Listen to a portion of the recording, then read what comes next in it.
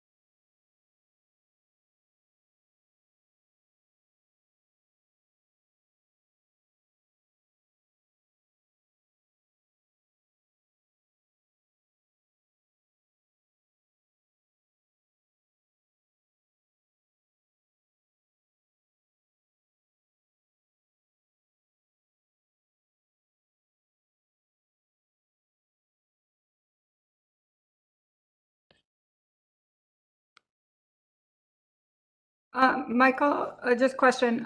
I know on the draft agenda or the final agenda, there are no zoning matters, correct? We go straight into design review? That is correct, yes. Okay, I just wanted to confirm that from a procedural point of view. So straight into, it's a short Absolutely. agenda, straight into design review. That's correct. Yep, okay. Sure. Um,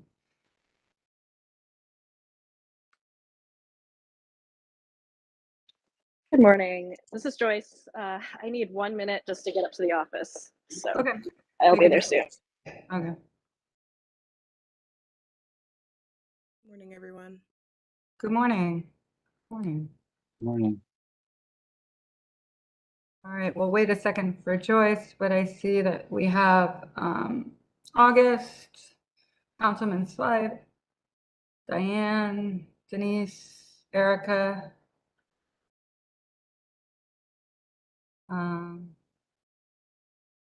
Not sure is Marika coming, but we have a minute since Joyce is still coming up there. I had not heard from her, so I'm not Okay. sure. Okay.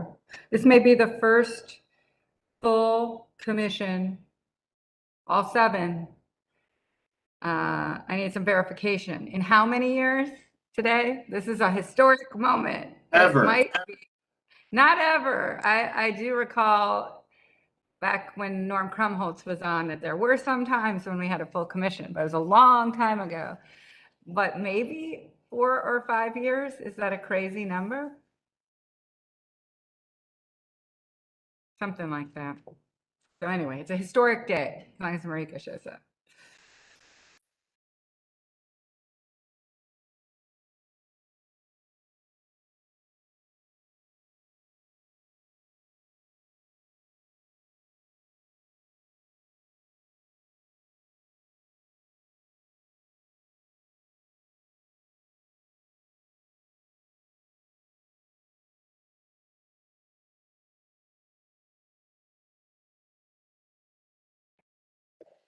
Okay.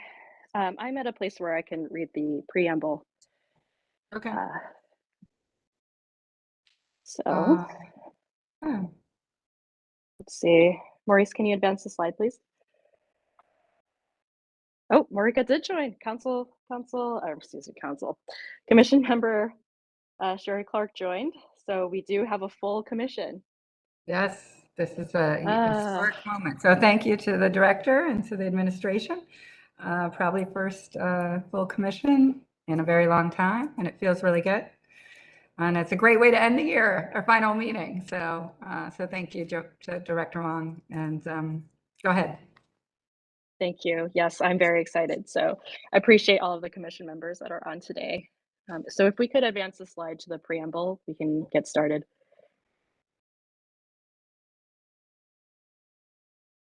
Director, I think it's possible Maurice stepped away. Yes, they're asking for you now. So he's on his way.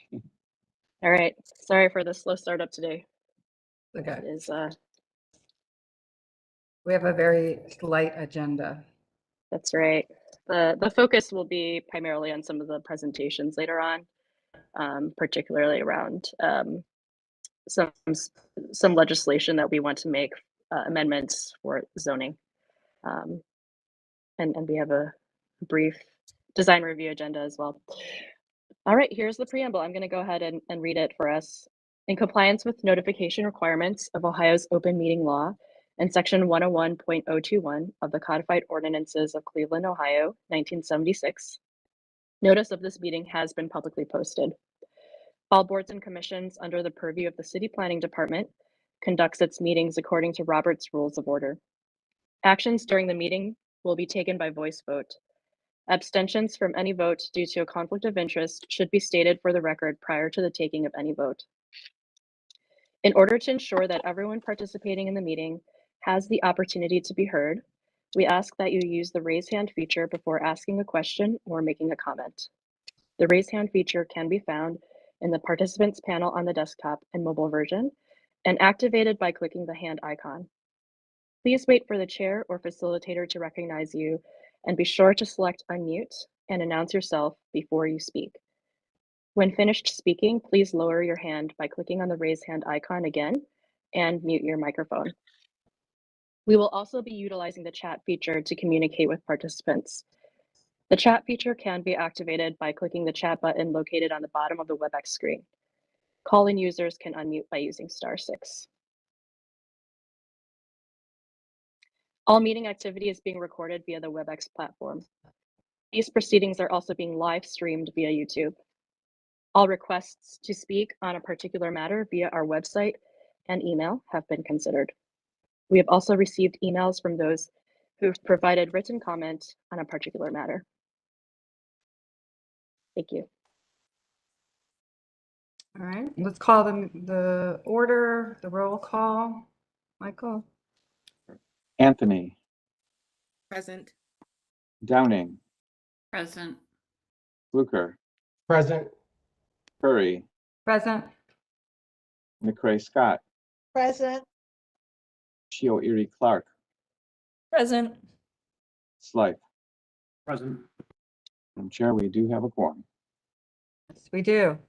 Full quorum. So first item is approval of the previous minutes. I hope everyone's had a chance to review them. If there are any questions or comments, or we'll entertain a motion. Approval. Downing. I second McCray Scott. A motion and a second. Michael, can you call the roll? Anthony, Yes. Downing, Yes. Fluker. Sorry, Commissioner.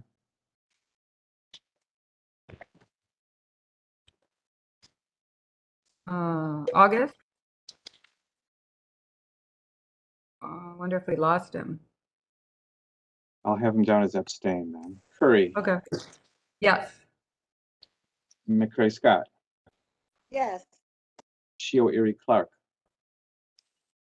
I wasn't here, so I don't know if I should approve, but yes. and Slife.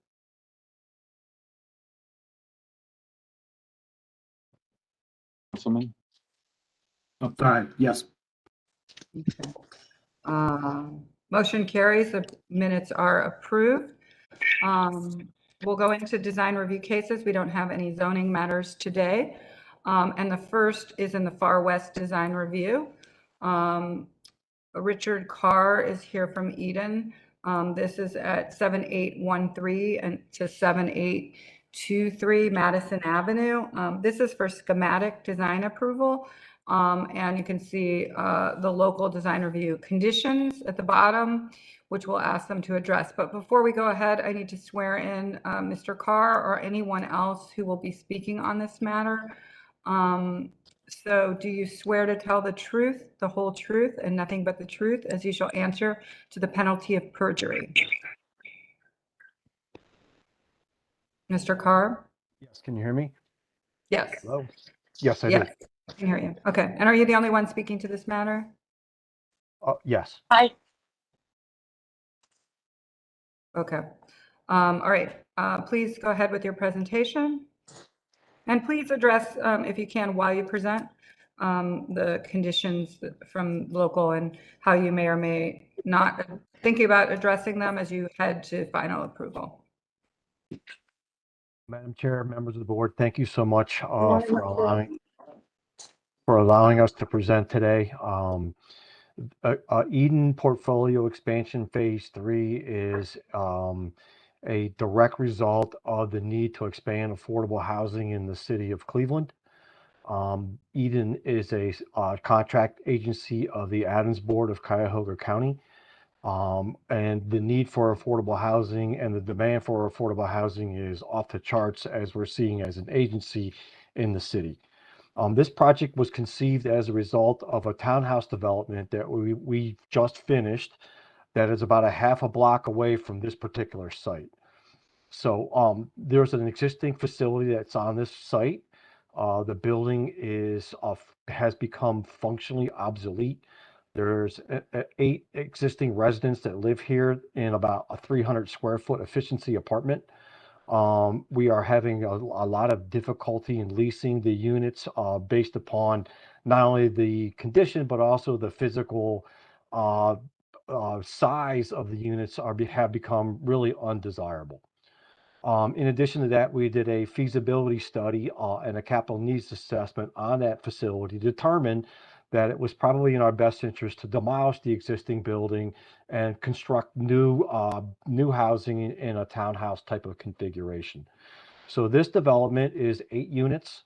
It is a mix of 4 units of 1 bedrooms, 2 2-bedrooms, and 3 2-bedrooms.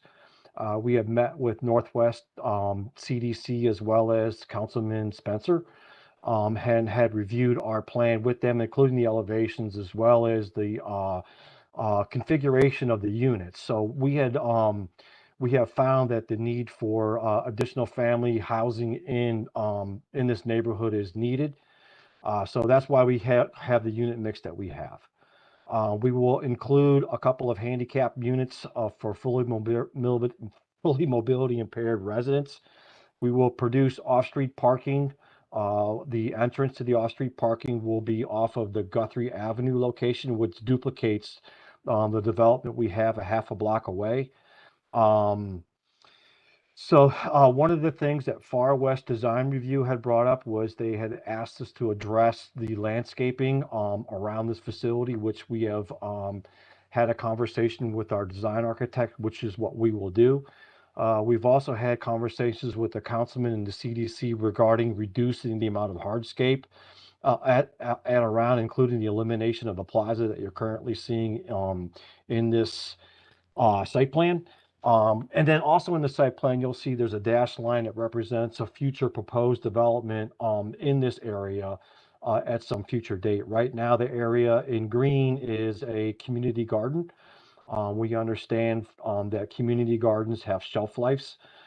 So we are planning for future housing on this site at some particular date in the future. So we would like to continue to use the covered shelter, but we're kind of rethinking through its purpose, which is also what Far West Design Review had come up with. Lastly, Far West Design Review had asked us to address some of the gables, which we are currently looking at from a design perspective to integrate with the fabric of the community. So we continue to work on the elevations for this development, but right now the project is 50% funded and committed, and we're looking to apply for ARPA funds soon to be released by the city of Cleveland to round out the financing for this development.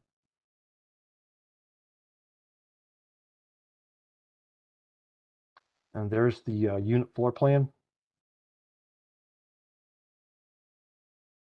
And then these are the site plans. So this, I'm sorry, the elevations. So the elevations, this building duplicates the architecture that is literally up the street. It is the exact same building, but in an elongated footprint.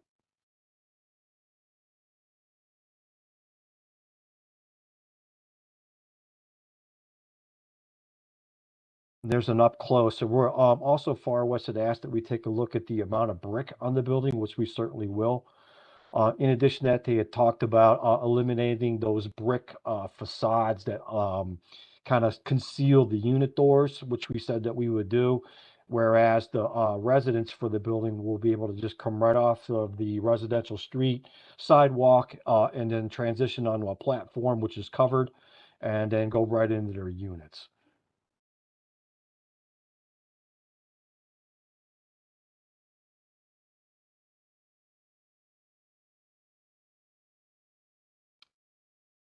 Okay, commission members, you can see the comments or the conditions here. Any questions or comments? Is historic stone being sort of considered and being incorporated into this project? I'm just curious on that point there. Yes, ma'am. So the existing building that we're proposing to demolish has a stone that's up high near the parapet that says Salzman on it. And we are planning on removing, it's a piece of masonry, it's about 2 foot by 3 foot. We will remove that, incorporate that into the brick facade for the new building. It's just we have to show it on a plan about where it's going to be placed, but we absolutely have full intentions on doing that. Okay. Erica? Chair Lillian, can we go back one slide to where the brick was in front of the entryway? Mr. Carr, I'm sorry if I didn't quite understand when you were explaining this. Can you describe again how you intend to remove that brick that's in front of the entry doors there again? Yeah, so sure. When we had received approval a couple of years ago for our development that's a half a block away, the planning commission at that point in time, and this building happens to lie in our urban form overlay district, had asked that we screen the entry doors. So we created this brick area which that's in front of the sidewalks to screen the entry doors, and then henceforth Far West has asked that we remove that. So we're just going to simply remove that. Now, the way you walk into the units now, you walk in parallel to the street behind this brick screen wall. Then you turn a 90-degree turn and you walk into the units. With us eliminating that wall, you would simply just go right from the sidewalk onto a platform and then right into the unit. Thank you. Appreciate that. Yes, ma'am. Okay, Adam, I see you have your hand raised. Thank you, Chair. Not too much of a design comment from the committee, but just wanted to highlight something that's kind of unique to this project. So it's coming before you today because this is new construction housing. Madison Avenue is actually not in a design review district, but so that's why you're not approving the demolition of a building that's actually situated right there. But it's we did ask Richard to, before we approved this schematically, so they've come to us twice now, the Far West Committee, and we, during the first meeting, we actually asked them to come back to us citing some actual reasons why they needed to demolish the structure instead of just constructing this next door, like on the community garden space or on that kind of vacant land space. And we kind of met the end of the road with some funding questions from community development and some home funding questions. And because of the structural deficiencies of the current structure, it's actually substantially cheaper to build this newer building than renovate this old building.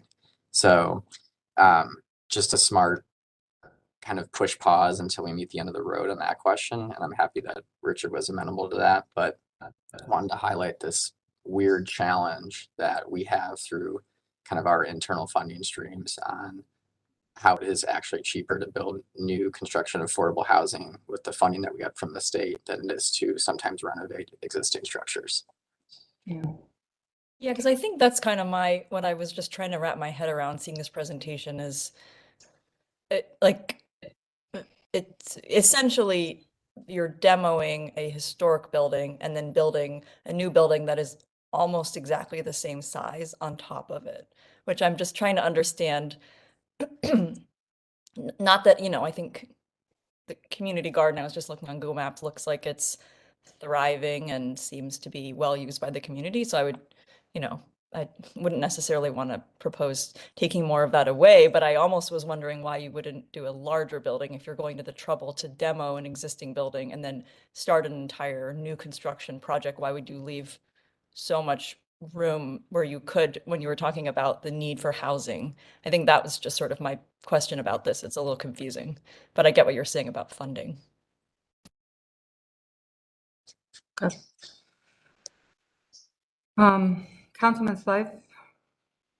Thank you. Back to the stoops. I guess my question is if by reorienting them so that the steps are perpendicular with the street, does that what functional use is there of the stoop with that design change? I guess with my question being, I'm a big believer in the value of front porches and people kind of engaging with the street, sitting on the front porch. So if it comes down to like stoop kind of becomes not really all that functional by having to have the steps come straight down from the doors, I wonder if there's also worth considering instead of a brick wall or something, maybe a railing or something so it's still open, but there's large enough space that you could actually put like a chair on it and use it as a space instead of just an entryway. So it's just something I'd be interested in kind of sussing out moving forward. I think that's a great comment, actually. Great. We would be amenable to that. There is a grade difference here because we're sitting up a couple feet from the sidewalk. The back of the building is where we'll facilitate the handicap ramp for the mobility impaired units. So just to clarify that piece. I do agree with the councilman, so I think you should think about that as you come back as sort of the life on the street and how this could be greatly enhanced by what he said in terms of a kind of a front porch attitude is the word I'll use, and about what you can also give in life to the street, not just to the project itself. So, and then Commission Member McCray Scott, I see your hand raised. I was also concerned about the brick wall and the removal of the brick wall, but my concern is that the brick wall was so opaque, and for security reasons and safety purposes, that is a concern to me, having a brick wall along the street level. I'm always worried about someone hiding behind a brick wall at night when you're going home, entering into your building. That could potentially be an issue. Thank you. Commission Member Fluker. Yeah, I Commission Member Scott sort of touched on what I was going to say, security issue. However, I'm not opposed to the brick wall. I think it could be a lot lower, right? More like a garden wall. And then maybe introduce fencing on top to sort of create a layered effect. You still have defensible space, but you also open it up, make it more transparent. So I think there's a nice happy medium that could occur. Thank you. Okay, thank you. Anybody else before we ask for a motion? I'll ask for commission members maybe to give a motion and potentially add something about, I think, our general consensus about the front brick wall, maybe. I'd like to move to approve the project as presented with the caveat that the applicant investigate creating a more transparent front through use of materials, and also take into consideration utilizing that space as a front porch. Okay.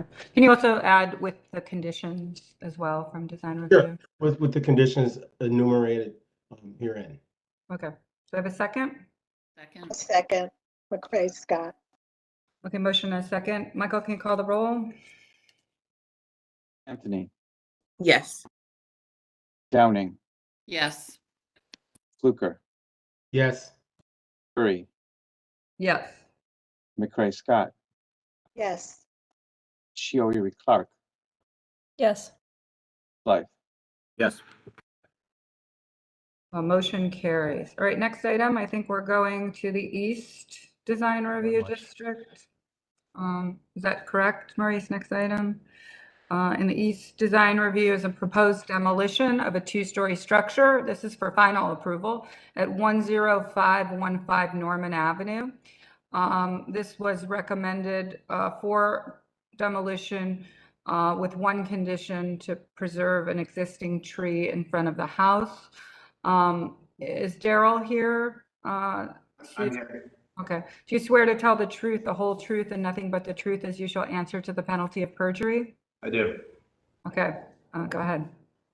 Okay, so this house is located in, I believe, what's called the New Economy neighborhood. It is east of 105th Street, I guess you'd say north of Quincy.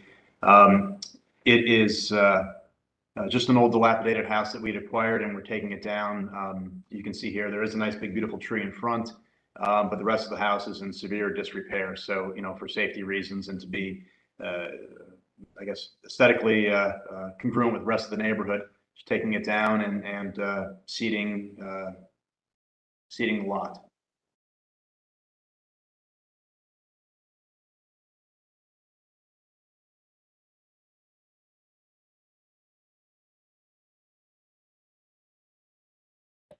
Is there a plan for this house in the future, a lot, if you know, I'm just asking, is there currently a plan or proposed potential use?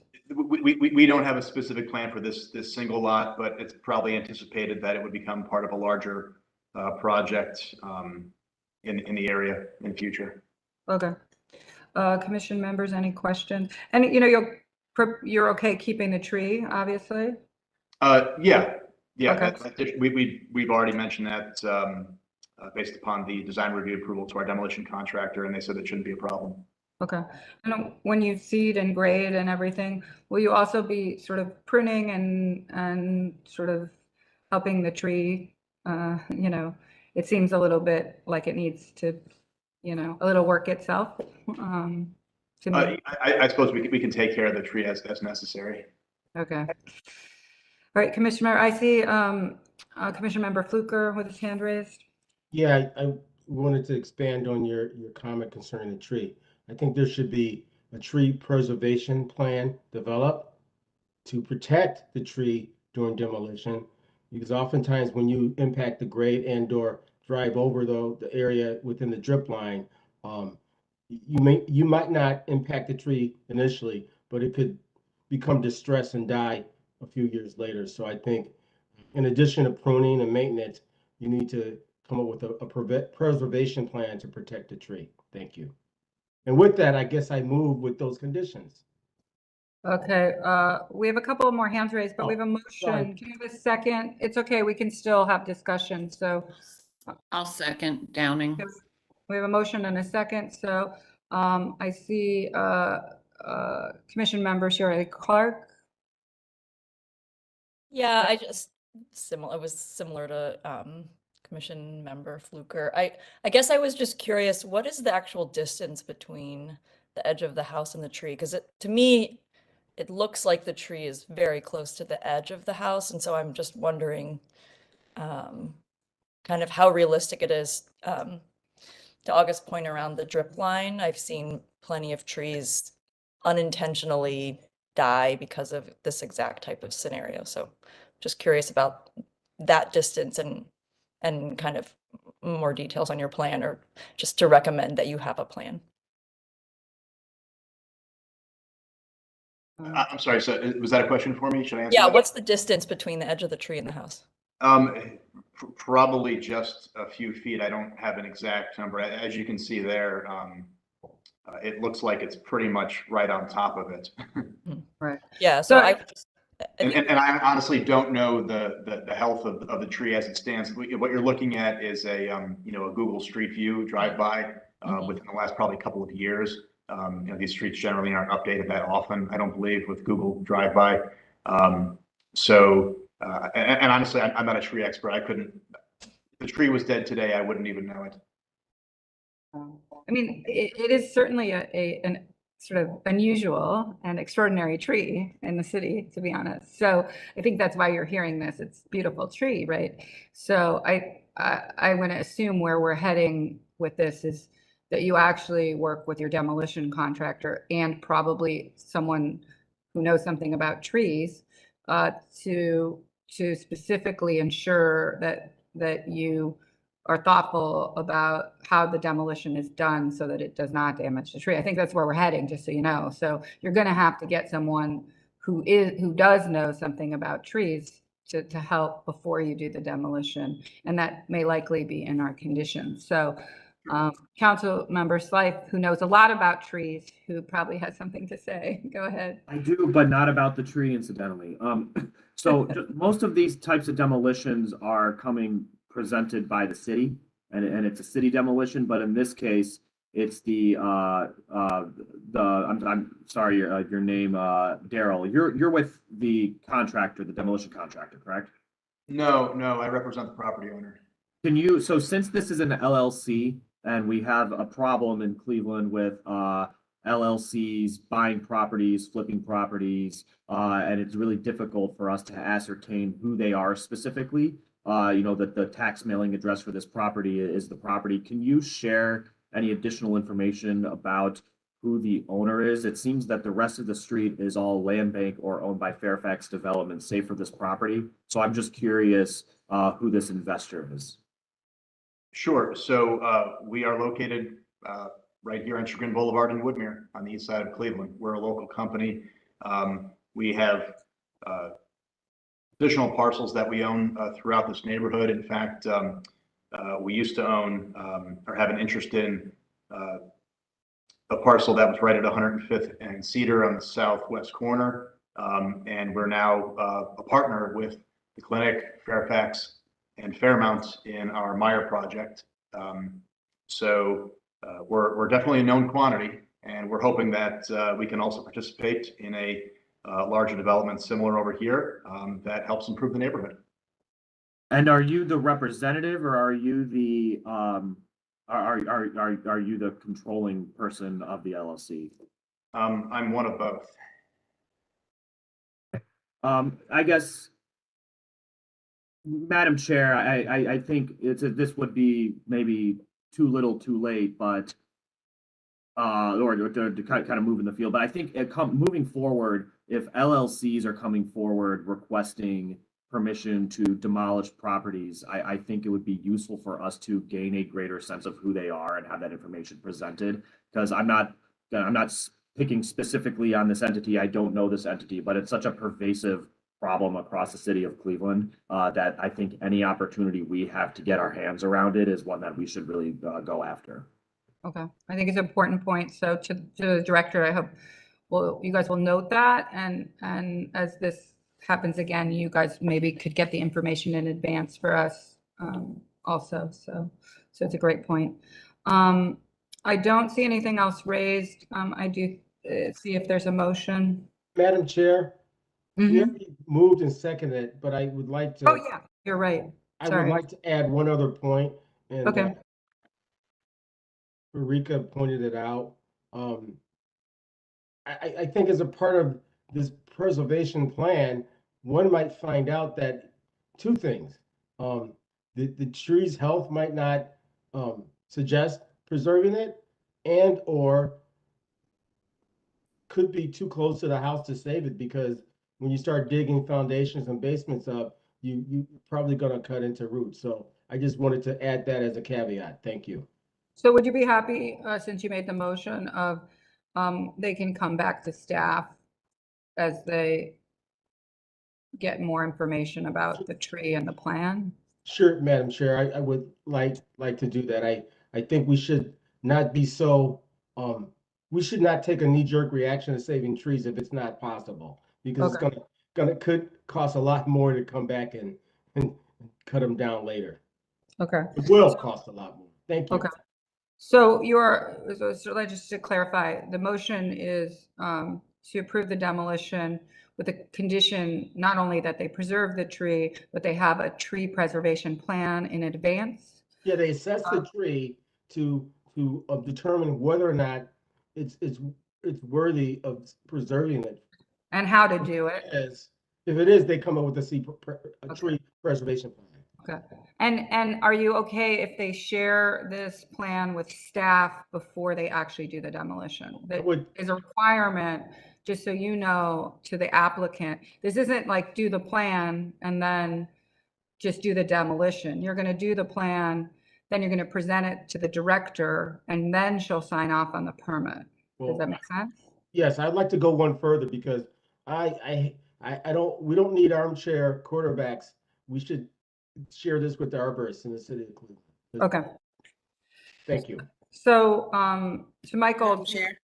Yes. I'm sorry, I just have actually a procedural question, if I may. So since the recommendation or the condition came to the commission from the design review, with what Commissioner Fluker is laying out, we are recommending that it goes to staff. Does anything have to go back to the East Design Review? No, they are advisory to us.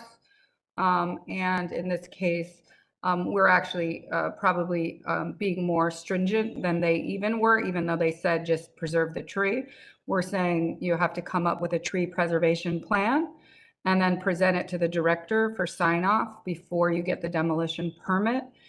And if for some reason you cannot save the tree, then the director has the authority to make the final decision, but the permit cannot be pulled until, but we do have the authority to say, since they said emphatically preserve, we're saying if for some reason you really can't and you show that demonstrably why you can't, the director has the authority to sign off on the permit without saving the tree. And we do have that authority. So I think that is the motion. Michael, do you think you have enough to write up this motion? I do, Madam Chair. I've been following it closely. I think I can make it work. Okay. And remind me who did the second? I did, Madam Chair. Are you Downing. willing to second this additional motion? Yes, absolutely. Thank you. So we have a second. August, do you have another comment, or is your hand just still raised? No, I'm fine. I think this goes back to Charlie's point concerning process and procedure. I think that should be part of it. You know, if there's a tree as a part of this demolition, it should be part of the steps necessary to make the case for demolition. Yeah. Okay. Thank you. Can we call the roll? Anthony, Yes. Downing, Yes. Fluker, Yes. Curry, Yes. McCray Scott, Yes. Chioiri Clark, Yes. Slife. Yes. Motion carries. Now we're going to Northeast Design Review. This is 2022-031. It's a temporary sign permit at 14100 Lakeshore Boulevard. Is Stephen here from Smartland? By the way, there was a recommendation from local that was a denial of this temporary sign permit. Stephen, are you here? Is it the applicant or anyone else here to speak to this? I don't see anyone here, so I think we'll just make a motion to table this and see what happens after that. Can I have a motion to table? I'll move to table. Downing. And I will second, but I would like to, is it possible, there was something with Smartland on Lakeshore a while ago. I feel like it was like an apartment building with the big, is this the same thing or is this something different? To the chair and the councilman, yes, this is the same project. We've had a lot of issues with this particular project and particular owner. And so we need the ruling of the commission in this case to prevail again in this situation. And so, you know, Shannon Leonard, who's the chief zoning planner, had a presentation about why this was coming back before the commission once again. So, you know, the next time we review this case and take it off the table, we can go into more detail here. Oh, I remember this one. This is the one, also they own the building on East 55th where they painted directional signage as a billboard. Yep. Gotcha. Okay.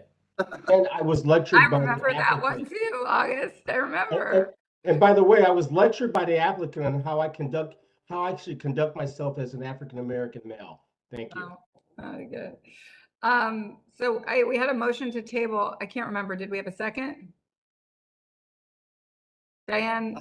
I'll second if the director is comfortable with us tabling and waiting till they're present.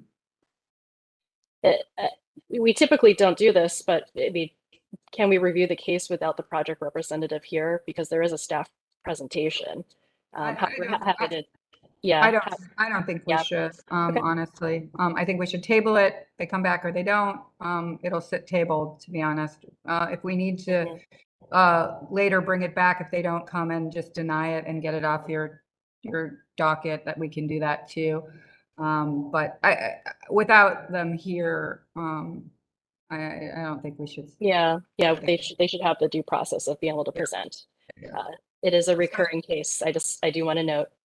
Right. Oh, Shannon says let's not review. This is an illegal process. So let us not review. We will come back to this case. Before we go ahead, I see Commission Member Chioiri Clark. Do you have something to say before we vote on the table? Yeah, I just more of a procedural question. Then if we're tabling, I saw the committee recommendation that illegal text would be removed within 30 days, would that ruling then still stand, or does that then still also get tabled until we resume? It is tabled as an action, especially if it's heading to court. So we're just tabling it. The applicant has the right to come back at any time. And the city, independent of what we do, has the right, if they did not get a permit, to ask them to remove it, regardless of what we do. So, all right. We have a motion and a second, I think. Can we vote on the tabling? Anthony, Yes. Downing, Yes. Hooker, Yes. Curry, Yes. McCray Scott, Yes. Shio Erie Clark, Yes. Slife. Yes. Motion carries. Madam Chair, I must recuse myself, so I'm turning my camera off. I think they're going to throw you into the waiting room, into purgatory. So we'll see you in a bit. You will be extracted from the meeting for a little bit. This is Euclid Corridor Design Review, Foundry Lofts Phase 2. This is seeking schematic design approval at 7220 Euclid Avenue. This is approved as presented. I'll also note that I believe this is Signet, who's the developer. It doesn't say this on here, who are obviously involved in a lot of things in Midtown. So I don't need to recuse myself, but I will actually abstain from the vote just because of everything with the Cleveland Foundation's headquarters and things going on with Signet. Is this correct, John Wagner, that this is Signet? This is correct. Okay. So I will likely abstain from the vote. Well, I will abstain from the vote, but I don't need to recuse myself. So with that, John, are you the only one presenting today? I believe so, but Aaron Brooker from Signet is also on the call. Okay, so I'm going to swear you both in just in case he is asked a question. Do you swear to tell the truth, the whole truth, and nothing but the truth, as you shall answer to the penalty of perjury? I do. Okay. I do. Take it away.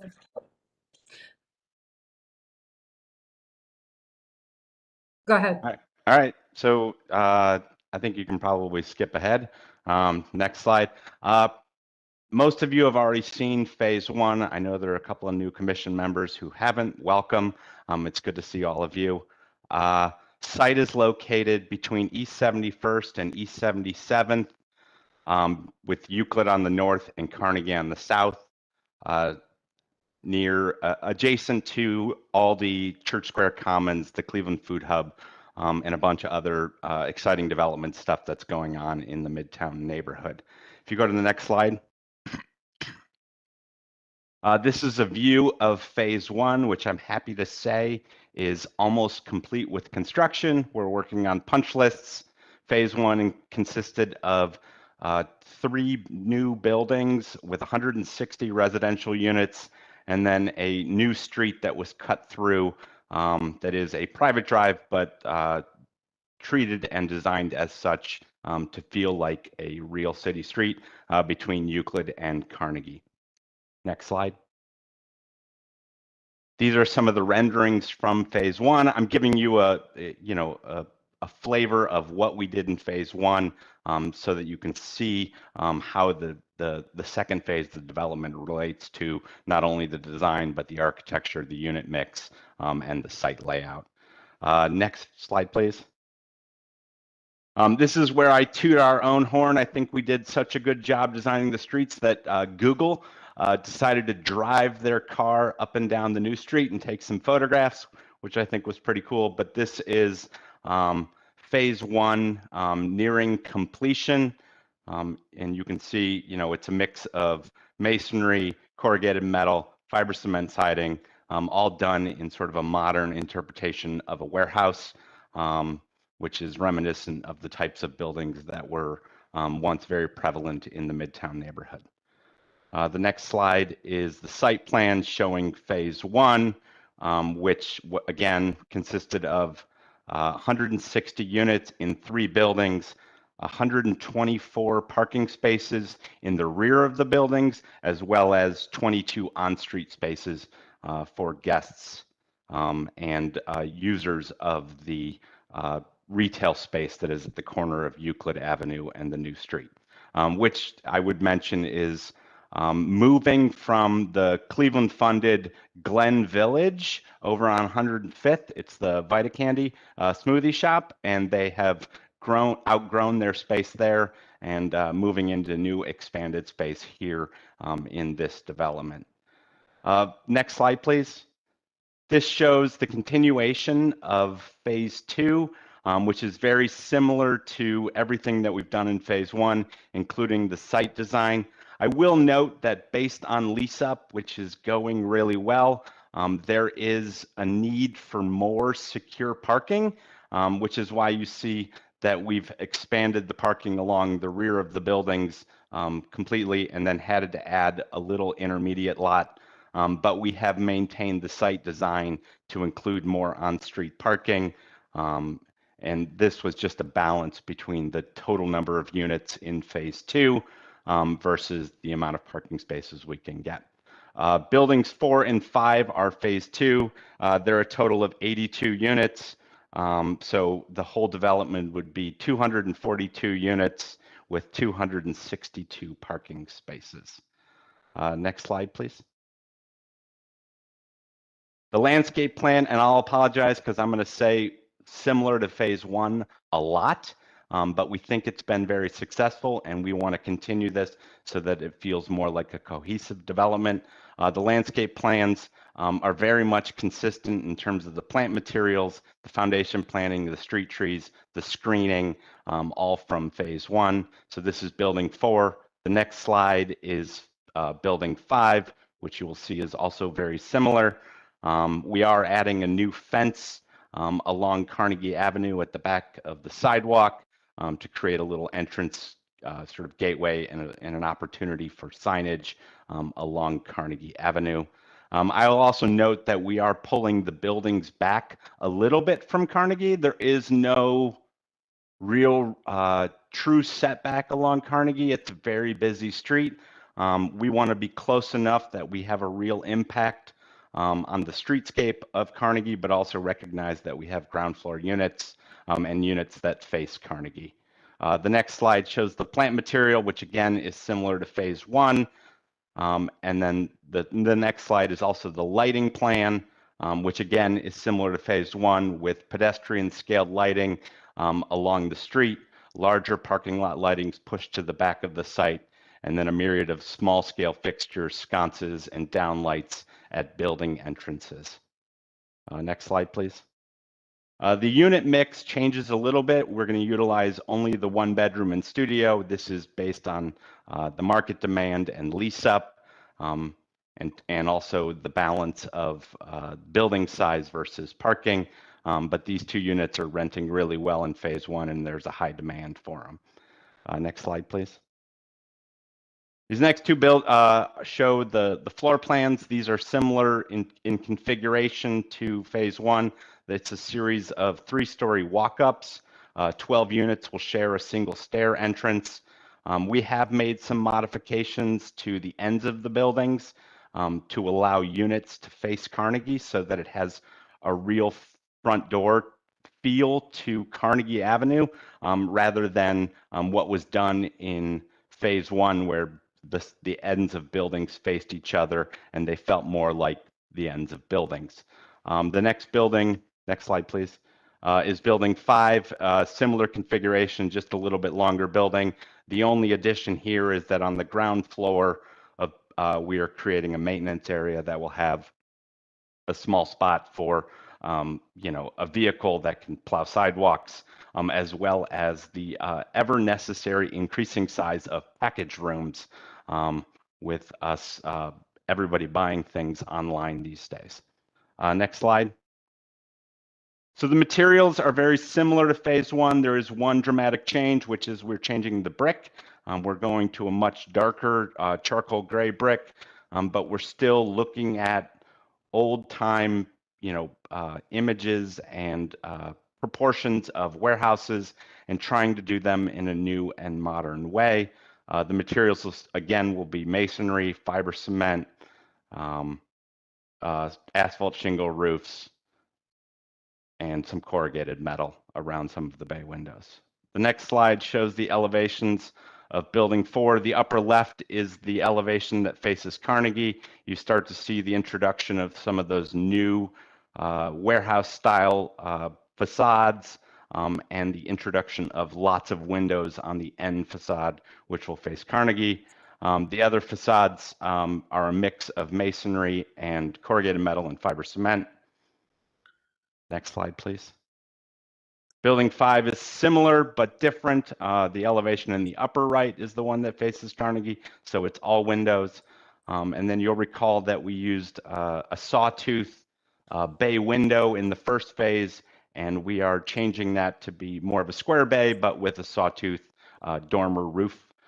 Just trying to add some variety, but maintain the level of detail and with masonry and scale, so that the development feels very cohesive.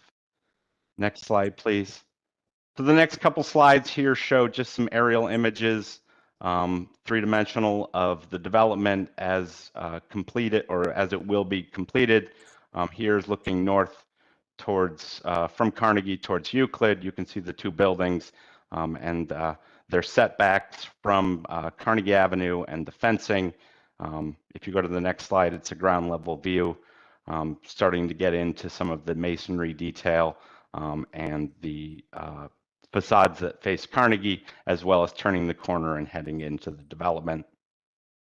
I will note that the fence is a combination in terms of masonry of the original red brick from the first buildings, and then we're inserting some, in a Flemish bond, some of the charcoal gray brick to sort of tie the two together.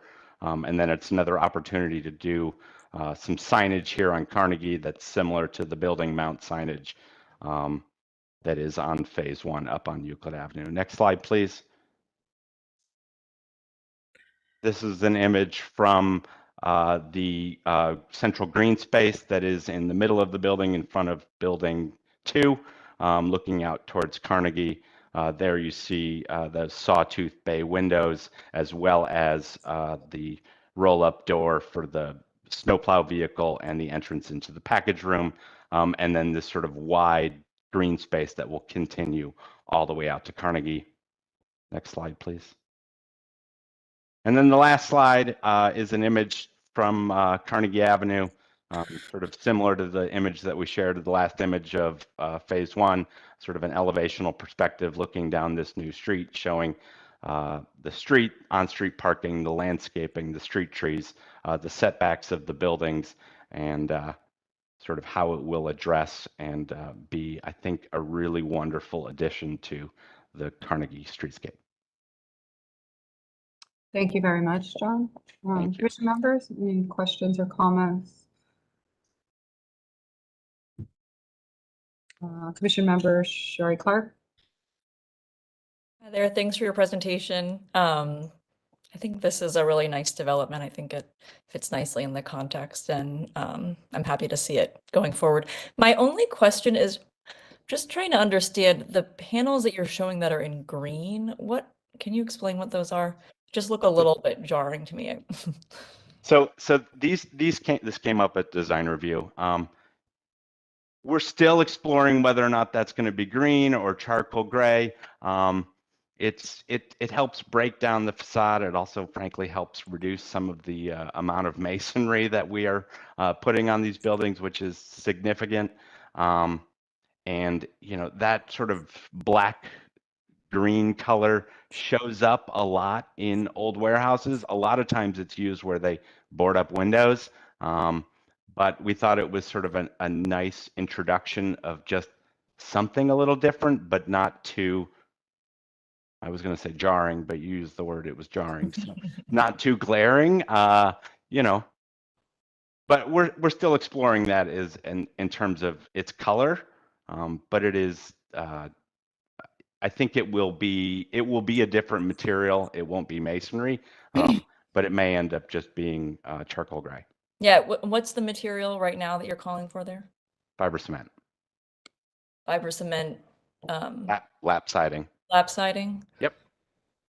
It exists a lot in the overall facades of the building. Yeah, I don't know. I'm not convinced about the green personally. I might consider either just a charcoal gray or maybe even, you know, if you want it to be some kind of an accent moment, could there be, you know, another material? Like I was almost thinking, could you do like a, you know, like a Corten steel that would weather into a, you know, a nice bronze color that might match some of the red brick on the other building or something like that. To me, that green, I don't know. I just think it might. I don't know. I think it's going to look more jarring than than blend in personally. So I would maybe consider other materials or colors for that. But other than that, nice work on this project. Thank you. And that's fair. We will we'll take a look at it. Commission members, any other comments? I would only say that I also think that you didn't touch too much on this, but the sort of incredible amount of interest in the phase one and how fast it leased and the need for this product, I think is really pretty extraordinary. And Midtown needs more housing and housing typologies, especially in this range. So I think it also is extremely timely and fits a market that is not really, I won't even say untapped, but nobody's figured out how to do, right? Everybody keeps talking about this, but everybody's either really high end or really like, and I'm saying the quality of the design of this relative to the product type is really a kind of exceptional achievement, if you will, from me. So thank you for that design relative, but still keeping, you know, the level of affordability that is still in this neighborhood. So that's my only comment. I do, for my commission members, if there isn't, would ask that based on the sort of how advanced the design is and how we feel about it, if the commission members and someone would want to make a motion that we could make a motion for final approval, but that it would still go back to local design review for its final, and instead of coming back here. And then the decision about the color goes to local and to the director to sign off on. I'm always careful about the time it requires to go through these processes. So to come back here to check off a green or a gray color with us, it does not seem like it's necessary. But I do think going back to local, we shouldn't give final without you going back to them. So I'll leave that open for commission members for whoever wants to make the motion. I make a motion that we give final approval with the condition that it returns back to design review. Is that correct?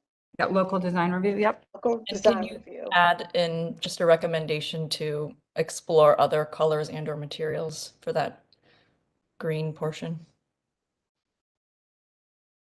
Sure. Yeah, we'll add that to the motion that if that's okay, Commission Member McCray-Scott, to just. Absolutely, absolutely. Okay. And I will clarify, that means that once you get local, that the director has authority to sign off on the final and you don't have to come back here. Do we have a second? Second, Downing. Call the roll. Anthony, Yes. Downing, Yes. Curry, Abstain. McCray-Scott, Yes, Shio Erie Clark, Yes. Slife. Councilman? I don't know if my microphone's messed up or something. Yes. Thank you. The director has informed me that the sign case, the gentleman who's here to speak to it, has arrived and that we should hear the case. So I think we will do that. I'll need someone to make a motion to remove it from the table. And Maurice, if you can go back to that presentation, we'll have to remove it from the table before we hear it. So, so can I have a motion to remove from the table? Madam Chair, I will make a motion to remove it from the table. and I second McCray-Scott. You can call the roll. Anthony. Yeah. Downing, Yes. Fluker, Yes. Curry, Yes. McCray-Scott, Yes, Shio Erie Clark, Yes. Slife. Yes. Motion carries. So we're here to see Northeast 2022-031. This is at 141 Lakeshore Boulevard. Stephen, are you here now to present to this? Yes, thank you. We just got the link, so we're signed right on. Yes, Okay. absolutely. And is there anyone else here who's presenting on your team? I'll need to swear you all in. No, it's going to be just me today. Thank you so much for your time this morning. Okay. So do you swear to tell the truth, the whole truth, and nothing but the truth as you shall answer to the penalty of perjury? Yes, I do. Okay. To the director, will we hear from the applicant first or from Shannon? We'll be hearing from Shannon first. Thank you. Okay. All right, Shannon, we'll take your presentation first. Good morning, Madam Chair, Shannon Leonard, Chief City Planner and Zoning Section of City Planning Commission. So as you guys recall, the sign came before you a few years ago. They're proposing to cover this legal 384 square foot business identification sign with a 384 square foot temporary real estate banner sign. Next slide, please. And so this specific property is located on the corner of East 142nd and Lakeshore Boulevard in a multifamily district. Next slide, please. And so these are the existing conditions. It's a multifamily building along Lakeshore across the street from 1 and 2 family and 3 family residential districts. Next slide, please. And so why is this case before you? Again, city planning, our zoning code allows for properties within design review districts and landmarks districts give the ability to the appropriate commissions to vary the sign code to create signage that is either more strict or less strict than our zoning code regulations allow for. And that's really so that we can get some type of creative signage so that the things that you're looking at are design compatibility, design guidelines, and minimum variation when we talk about approving a variance for sign code. Next slide, please.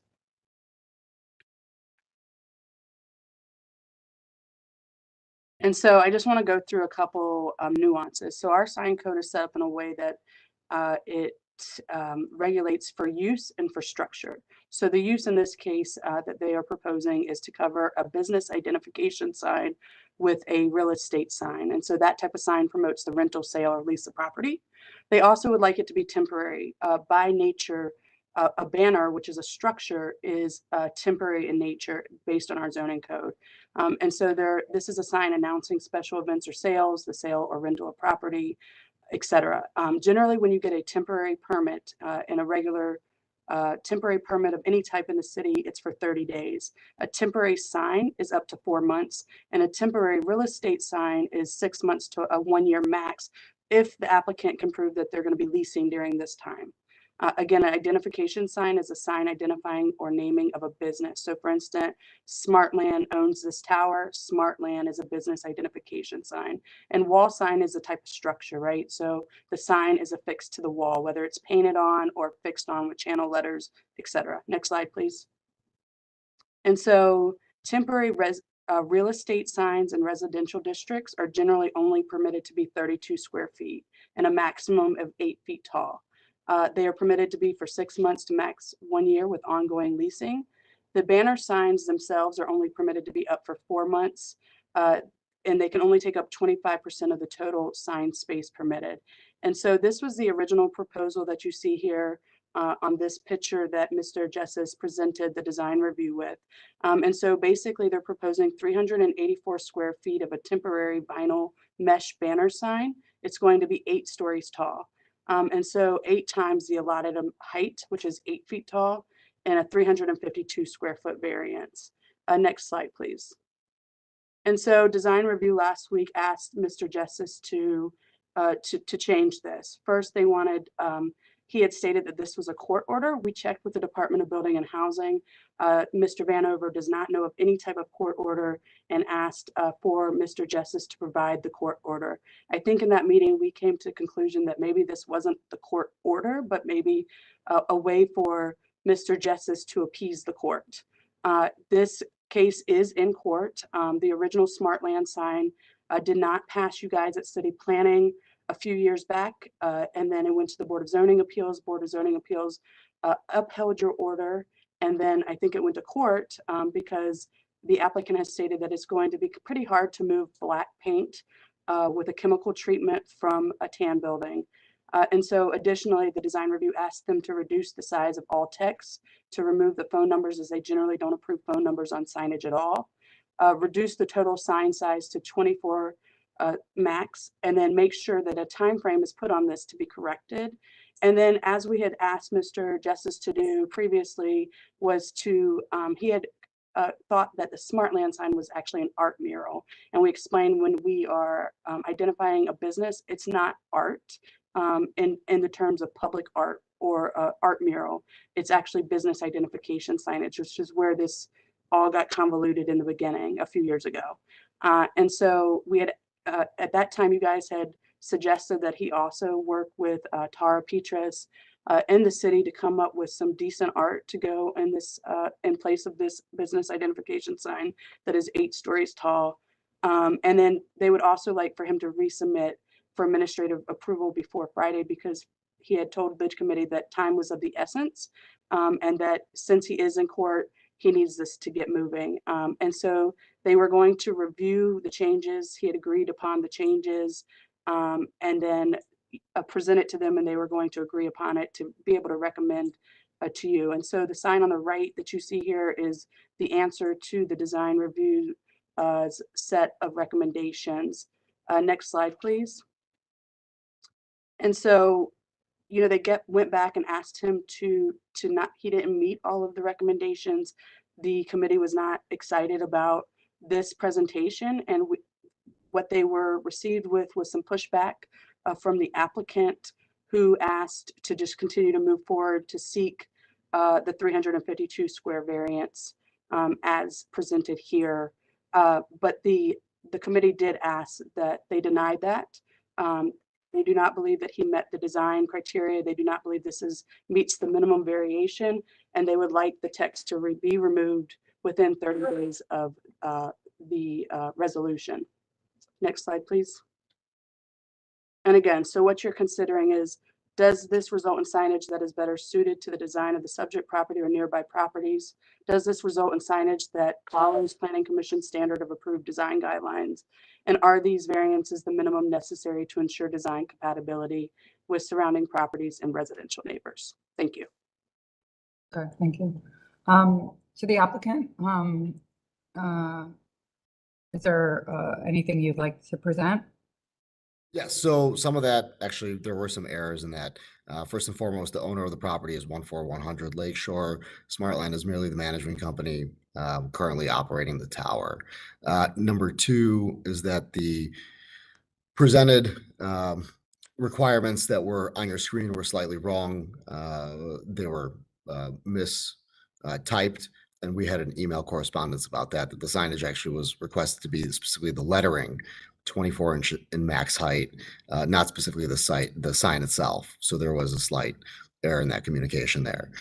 As far as there was no court order issued. We are currently in a court case. In an effort to solve and please both the city and the court, what we have proposed is that we were going to put up a temporary mesh banner, which would then also accelerate our leasing capacity, considering the condition of the adjacent property that's now been falling down and should be condemned. It's 100% vacant. It's over 140 units to our immediate west of this tower. And so in an effort to continue, mitigating this issue, what we're trying to do is we're trying to put up a temporary sign in the meantime and work with the local community and present an art mural that would be something substantial and would resonate with the community well, and would also ultimately mask Smartland. The issue that arises in a 30-day request is that simply we're situated immediately on Lakeshore with a high wind in the middle of winter. So it will be slightly a challenge. What we are proposing is that we can erect and cover this temporarily. We did propose a timeline. It could be just up until spring. It can be up until even early summer. It doesn't necessarily have to be the full 6 months or a year. So we did come with open arms.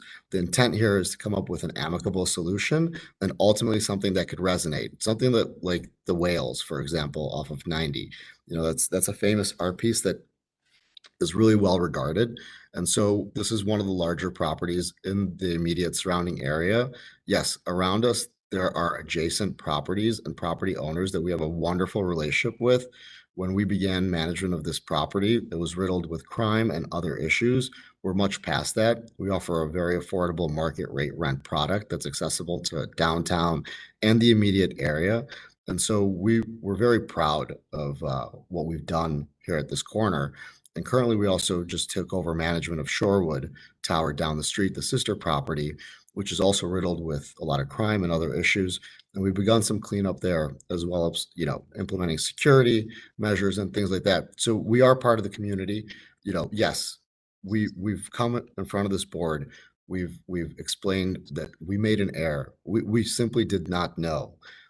Then we had a stagnation through COVID. We all dealt with that. We just, it was a stagnation across the board. Now we are in court. We are trying to satisfy it for both zoning, for housing, for court. And what we came up with was something that could be meaningful for the community for a long term, but we do need help getting there. And simply by, you know, getting turned away all the time is not helping us kind of build more into the community. We've also installed an EV car charging station right at this corner. So we are about, you know, a green footprint, modernization, and really building up the community in a positive way. And so, you know, we do deal with that property that's unabated and just completely nasty next to us, and we have to sell that. And so, yes, this would also certainly help with leasing. You know, we are looking to lease back up. This is probably the slowest time in leasing. So this certainly would put a, you know, a feather in the cap for that, definitely. But ultimately, that's not the goal. The goal is to put something up that's reasonable. We also proposed, if this is not a reasonable and nobody likes this, in the neighborhood planning meeting, we said, you know, just tell us what you would want. So that was the feedback that you have this revised plan on. And we also proposed, if this is absolutely not what you want, we could print a banner that's the same color as the brick and just put it up temporarily to mask this until at least springtime, because just getting up on you know, 7-story equipment, it's tough in the middle of winter. That's where we're at. Thank you. Commission members, any questions or comments? I guess my question is, that sounds like, I guess it sounds like a reasonable request. However, if you are going to approach the community about a mural, it's not a predetermined criteria. You don't just decide it's Wales. That's why you engage the community. It's called a process. Of course. So you know, and as relates to marketing your building, I mean, I thought most folks use social media, but I'm not that smart. So I'm not that good at social media myself. I'm not gonna lie. I will leave other further comments to my fellow commission members. Commission members, we're going to need a motion to, I will make a comment. You know, this is not that complicated to the applicant. This is really not that complicated. If you guys were serious about doing something here for the community that could both enhance your property and meet these guidelines, people do it all over the city. This is not that complicated to do, to meet both of the intentions of this. So, so that's all I'll say, is that we are presented here with basically two no-go situations, and you guys know better. So that's where I am, and I will open it up to Commission Member Sherry Clark. Yeah, I mean, I guess I'm just trying to make sure I understand what the options are, I guess. So am I correct that like the first decision is, do we approve that long banner that was just shown on the screen before, because that was the updated one, or that one has already been recommended to be denied. Is that right, Shannon? And so, okay, so what our task today is kind of to figure out, assuming that is not acceptable, which, I'm sorry to interrupt you. Our task today, because of the complexity of this and that it's in court, is to deal with what's before us. We are asked to approve this temporary sign that is shown on the image and to vote on that matter, not to solve their issues. Okay. So we are not here to wordsmith, if you will, or designsmith this for them. They are big boys and girls, and is to deal with the matter that is before us. This proposed temporary banner. Got it. Okay. Well, yeah, I guess I would agree with Chair Curry. It doesn't really seem that complicated. We're talking about a banner that, yeah, could easily be something that's, much more aesthetically pleasing to the neighborhood. And Well, can you promote an idea? I mean, what is it what is it? So I understand, there's no argument whether whatever it is where we are today. However, we are between two places that require all these processes and timing. And so between courts and planning and zoning, this is what it takes to get there. And so we're here. And so in an effort to again come up with a resolution and work with the community, to Mr. Fluker's point, and sit with design review and meet with the staff at the city of Cleveland. And we even proposed, we know that after the artists that were picked for an event, maybe there's a carve out of artists that we can refer to, that we can work with. It's a local artist and make a good plan together. And so this is not an attempt to knee-jerk reaction. This is on the contrary. This is the intent to plan thoughtfully with your group and with all the groups necessary. And so, yes, this is how long it took between courts and appeals and zoning and planning and council and all of those things. And we have applied, 2-3 times for even a temp sign permit where it gets kicked out, or we didn't even get put on the right track with it. And so we're here, we're doing it together. If this is not it, no problem. Can somebody give us a suggestion? Like you just gave a suggestion on the last panel. You didn't like the green and you suggested an alternate. Can you suggest something that you think would better align with what you think, with what you're thinking? Stephen, I'm going to interrupt you. It is your job to work with the staff to do that, not our job to do it for you. So I'm going to go to commission members because there's a lot of hands raised. Councilman Slife. Okay. Just two quick things, and thank you to Marika for asking one of my questions. I'm trying to just make sure we understand what's before us. One is, Stephen, you had said that Smartland is the management company, right? Yes, that's correct. Who's the property owner? 14100 Lakeshore. It's an entity ownership. Who controls the entity? Well, 14100 Lakeshore controls the entity and we manage it. There's a series of Is that their family name, or what is the name of an individual who controls the entity? So we just represent the management. So there's a group of investors that own the entity. I don't have that group with me, but Do you know their names? Are they local? Are they? Yes. Who is the defendant in this, or who is involved in this corporate? It's the entity. The entity is yes, correct. It's 14100 Breakwater. Just kind of to our previous one, and this was before you were on, Stephen, we just have a lot of problems in town with LLC ownerships and kind of the veil of the LLC, and we struggle as a city to know who we're talking to. So it's not to say that this group is are bad actors per se. It's just it's difficult for us sometimes to get the names of who exactly we're trying to work with, and whether it's projects or issues. I guess the second point's sort of escaping my mind, but I guess I'm interested in knowing more about this group, what other properties they own, who they are specifically, where they're located. Just because to the point, the chairwoman's point about this being easier than this is being made out to be. I'm trying to understand why this ownership group is so reluctant to just do the easy thing. Chair, Go ahead. because this is in court, and we are tasked with making a specific motion one way or another, I'm going to move to deny. I know there are others who want to make comments, but I'm going to move to deny. Okay, can I have a second before we take the I rest? second. I second McCray Scott. Okay, we have a motion and a second. Commission Member Anthony?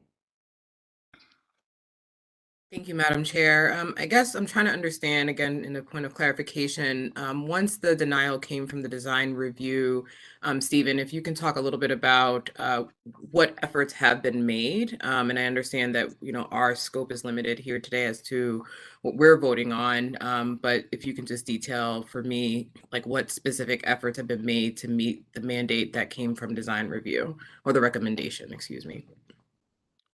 Well, I'm not following. I'm sorry. At which point it's been a while. So out of the last planning denial that denied the Smartland sign specifically? Correct. What's on our screen right now as it relates to the 350 square foot variance? The existing or the new one? I'm so sorry. Can I interrupt really quickly? I'm sorry. This is just for some facts and understanding the timeline. So this came before the commission 3 years ago for the Smartland sign. So that started 3 years ago. What's before us today, 3 years later, is the variance and the temporary sign. And the design review recommendation was made for the denial of the temporary sign and the denial of the variance just a week ago. So we're talking about the changes or recommendations that you have made since the design review happened a week ago. Is that accurate, Erica? Director, yes. Okay, great. Oh, to this sign? Oh, nothing. We have a denial, and we were just, we just got the WebEx to come here. So that's it. This is the next step, and so we're here in front of it, and we just got another denial. So. Well, you haven't yet. So just to pause. Thank you, and please address the chair. Erica, anyone does have the right to come from design review and appeal to us, since we are the final. We will vote. So sometime, for the majority of the time, we take the local into consideration, but we don't have to. So that's also their right. They by right can come here after the local design review. All right, we're going to keep moving. We have 3 more hands up. So August 1st. I would like to add, if Commission Member Diane could change her motion. I agree with Mr. Jesses. It's cold outside.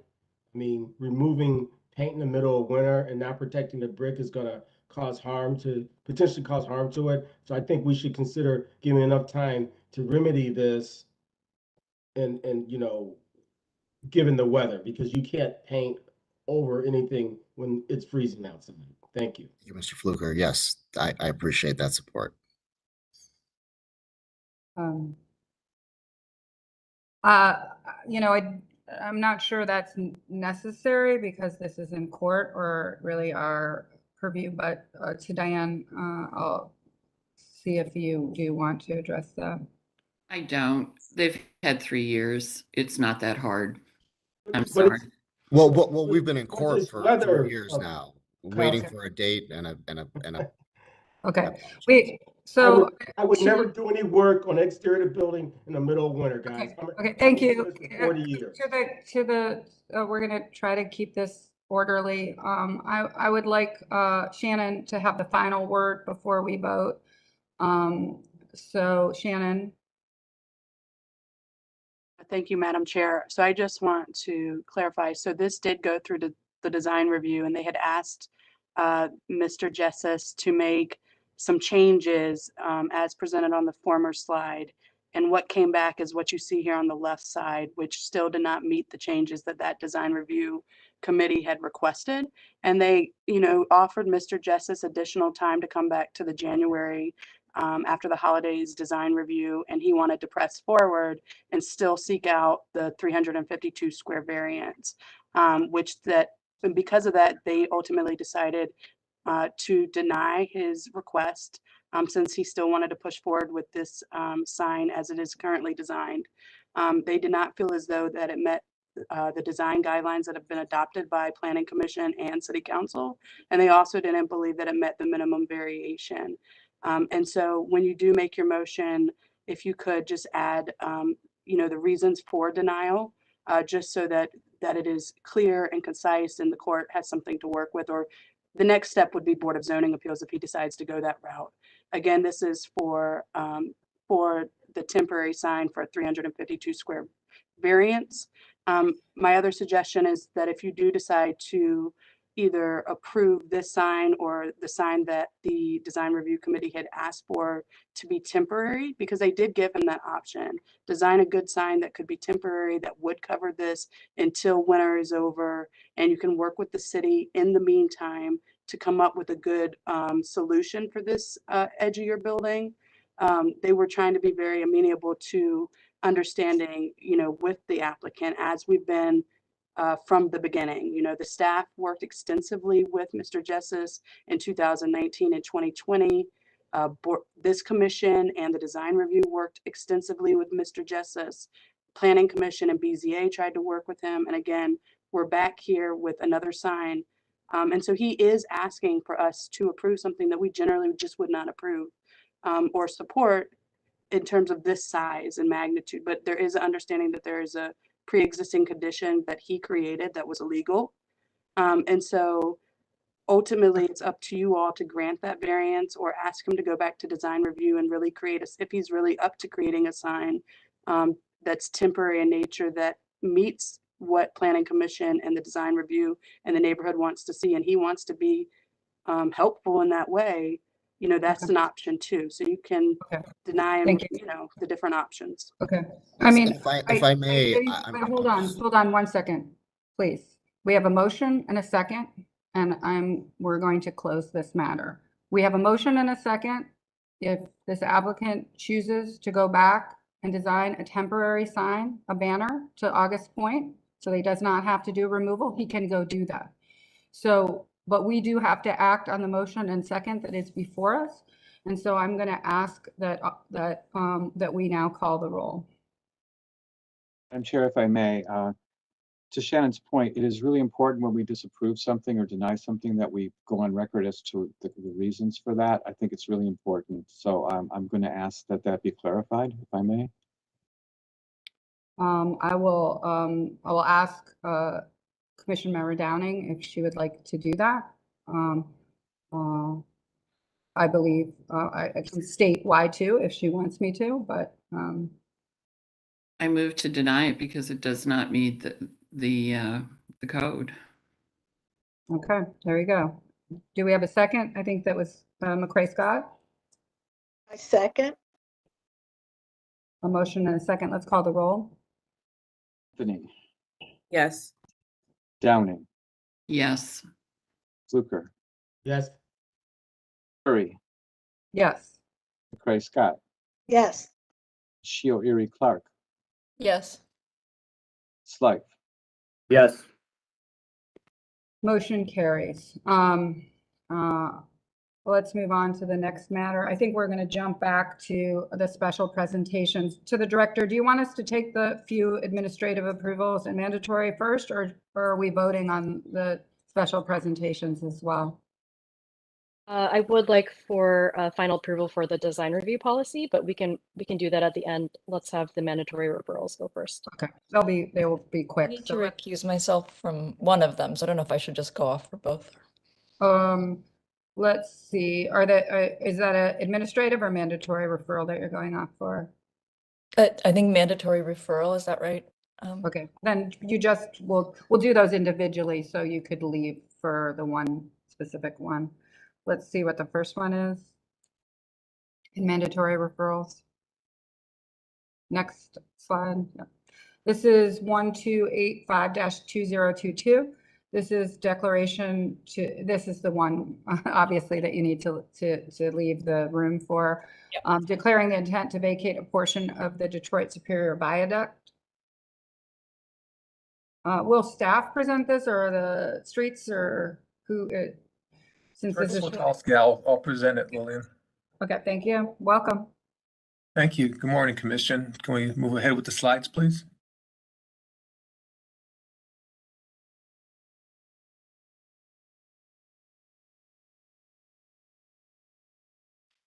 Next one, please. As you mentioned, this is resolution number 1285/2022, declaring the intent to vacate a portion of Superior Avenue Viaduct. Purpose of the proposed vacation is to facilitate the development of bridge works. It actually facilitates the flow of cars in and out in their parking lot area and in their garage. Next slide, please. You can see a rendering of the building. It's about 14 stories high. It's a mixed use with commercial, residential, has a proposed restaurant, cafe. If you can please move on. Here's the footprint in yellow. You can see the vacation area that they're requesting. Again, it'll facilitate flow into their parking areas and their garage. Next slide, please. And another rendering of the building. You can see the parking garage to the left. They also retained historical ticket booth. You can barely make it out. Third tree on the street side there. Right behind it's a ticket booth from the old subway system. Trolley system, I should say. Next one, please. Again, the footprint, you can note the ticket booths there, that T-shaped portion of the building. The retail's to the left, residential buildings in the middle, and the garage to the far right. Next one, please. And there you have it. So we're seeking your authority to move forward with the vacation. I move approval. Downing. Second, McCray Scott. Motion and a second. Can we call the roll? Anthony, Yes. Downing, Yes. Fluker, Yeah. Yes. I'm not Fluker, sorry. Curry, Yes. McCray Scott, Yes. Slife, Yes. A motion carries. Marika can come back in. Let's go to the next item. It's an additional mandatory referral. It's an unnumbered ordinance authorizing the director of the mayor's office of capital projects to issue permits to the Cleveland Clinic to encroach on the right of way at East 89th Street and Carnegie Avenue. Slide, please. As mentioned, this is to authorize the director of mayor's office of capital projects to issue permits to the Cleveland Clinic to encroach in the public right of way of East 89th Street and Carnegie Avenue by installing, using, and maintaining tiebacks and shoring walls. The proposed request is to allow for the installation of we've read that one already. All right, next slide, please. Here you see the rendering of the building. Next slide, please. And the footprint of the building. They're hoping to start construction sometime in 2023. Next slide, please. You can see the area of the encroachment where the tiebacks will be installed about 35-degree angle downwards into the right of way. To the shoring walls will extend slightly into the right of way at these locations also. Any questions or comments? So we seek your approval to move forward with this vacation. I move approval. Downing. Do you have a second? I second McCray Scott. Was there a question? I thought maybe I heard a Yeah. question. Yes. Go ahead. We did see this for schematic approval, this project. I get it. But now, sometimes I feel things happen backwards. But because if we deny this, they can't build the building. So I wish we could kind of figure out the sort of the cadence and rhythm in the future of how things are brought to us and when. Just a procedural comment. Thank you. It's a good comment, but I actually tend to prefer to see the design and prove it and feel that it's good.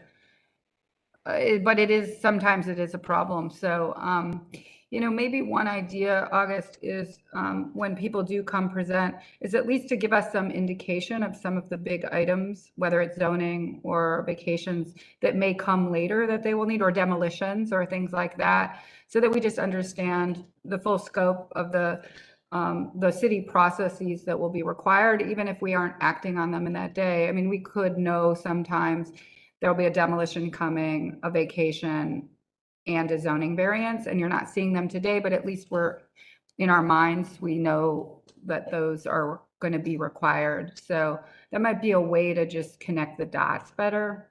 I don't know if that helps with what you're asking. I think that would help. I mean, it would be unfortunate if this was voted down. So that's all I'm saying. It's unlikely, but I'm just saying potential always exists. Yes. So thank you, Madam Chair, for that consideration. Okay. Can we call the roll? Anthony, Yes. Downing, Yes. Fluker, Yes. Curry, Yes. McCray Scott, Yes. Shio Erie Clark, Yes. Blythe. Yes. Motion carries. I think we're going back to the special presentations. Are there no administrative approvals? Were there a few? Do we know? I don't see any. Sure, on your I'm final not seeing agenda, any. there are no Administrative approvals. Okay, so let's go to the two special presentations. They are, I think we're starting with the zoning matter first.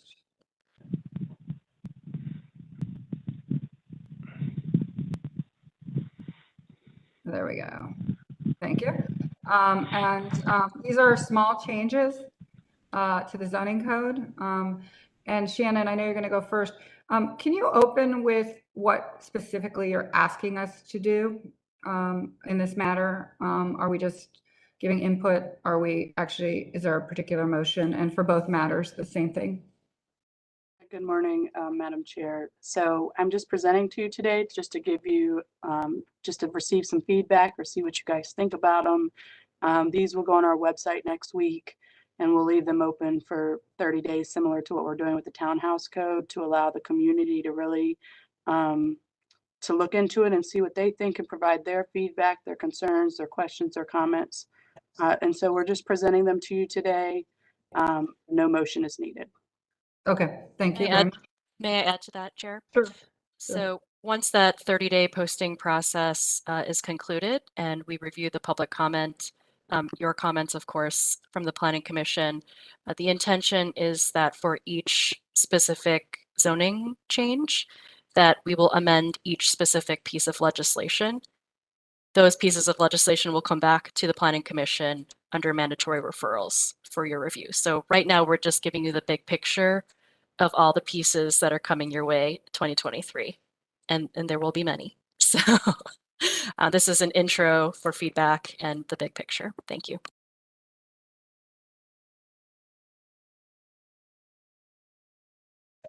Okay, I assume Shannon, you're presenting?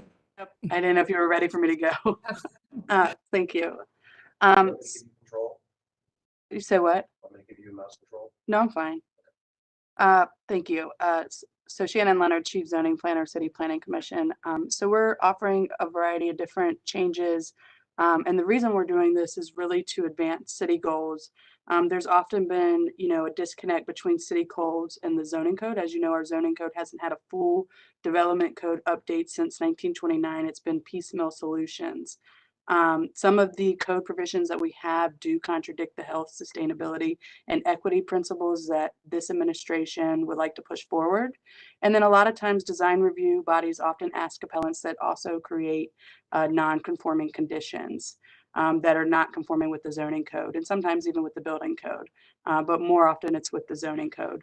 The City Planning Commission spends the staff spends a lot of time reviewing commonly approved variances. And so all of the things that I'm offering here today are variances that are pretty much always at Board of Zoning Appeals and pretty much always granted. And we spend a lot of time and money on meeting with the applicants. The Board of Zoning Appeal packets and the field photos take a lot of staff time. And staff time and resources could really be more redirected, we believe, to advance more important city goals.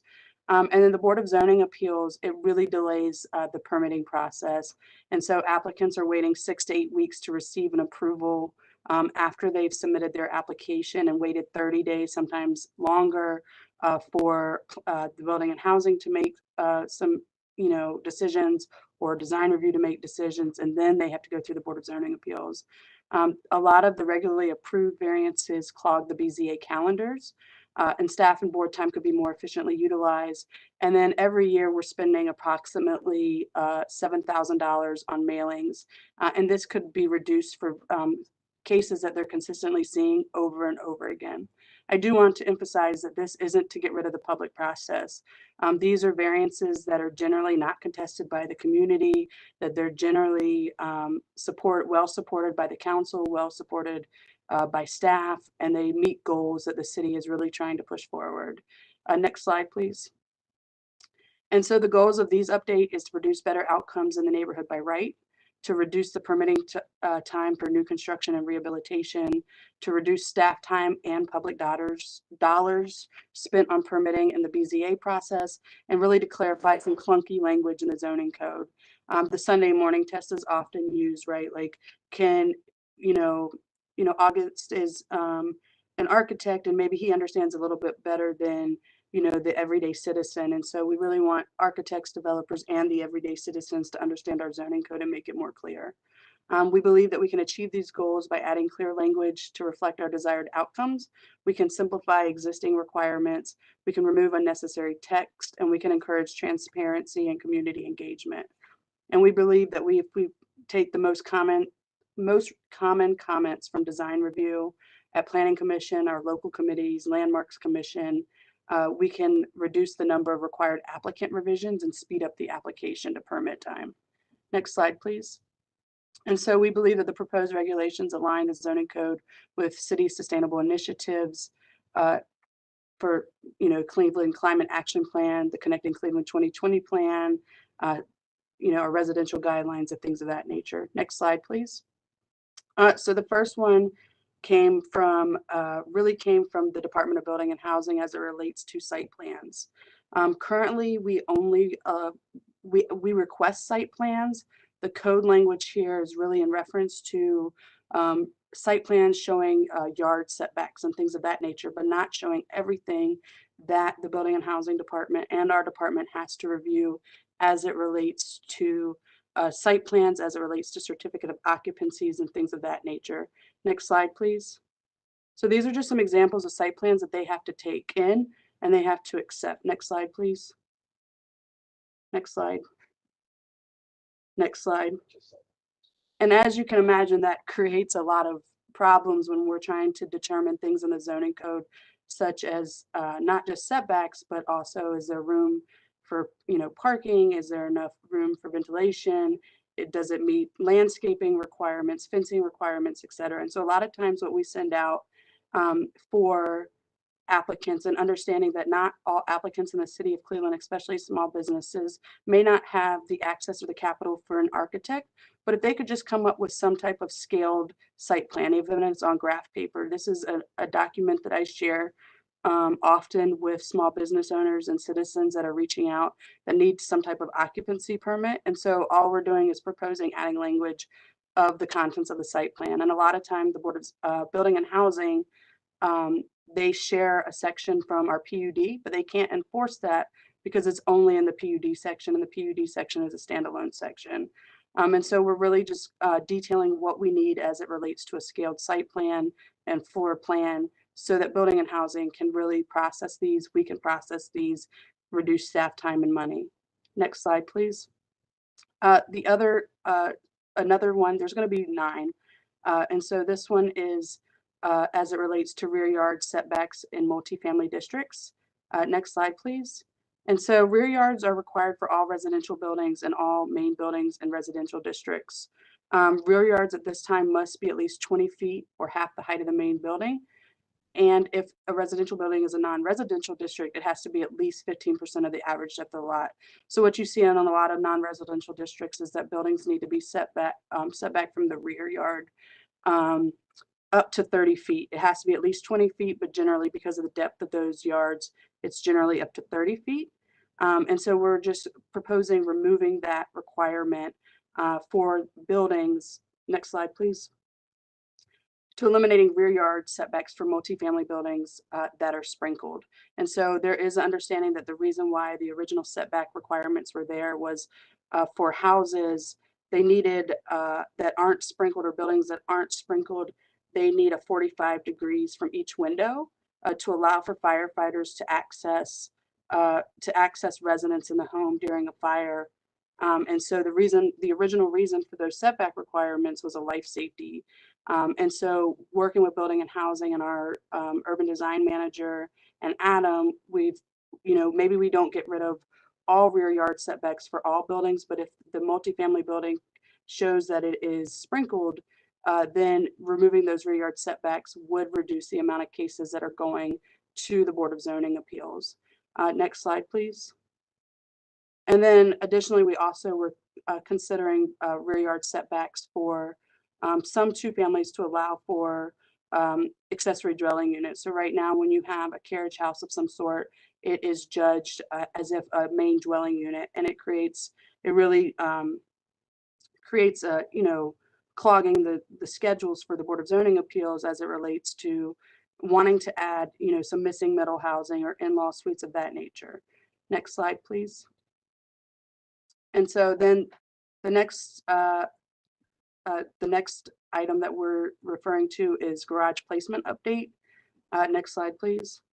And so as you may remember, back in 2019, we had removed the requirement of allowing front-loaded garages. Next slide, please. And I'll quickly go through this. And these are the reasons why we updated that to allow for front-loaded garages, or to remove for the allowance of front-loaded garages, that they must be on the rear half of the lot. But there were some different contingencies there, right? Next slide, please. And you can go to the next slide. You can go to the next two slides. I apologize. So there's a section in our code that allows for if you have an interior lot and your lot width is greater than 40 feet, there's a permitted for attached garages. That's permitted provided they are located in the rear half of the lot, or provided that they have their entire width and height screened from a required or actual front yard setback, a building line by an active habitable interior living space at least 9 feet in depth. And so we are proposing just taking out that section that you see in red. And that's really because we are not, this is the loophole to the allowing for front loaded garages, right?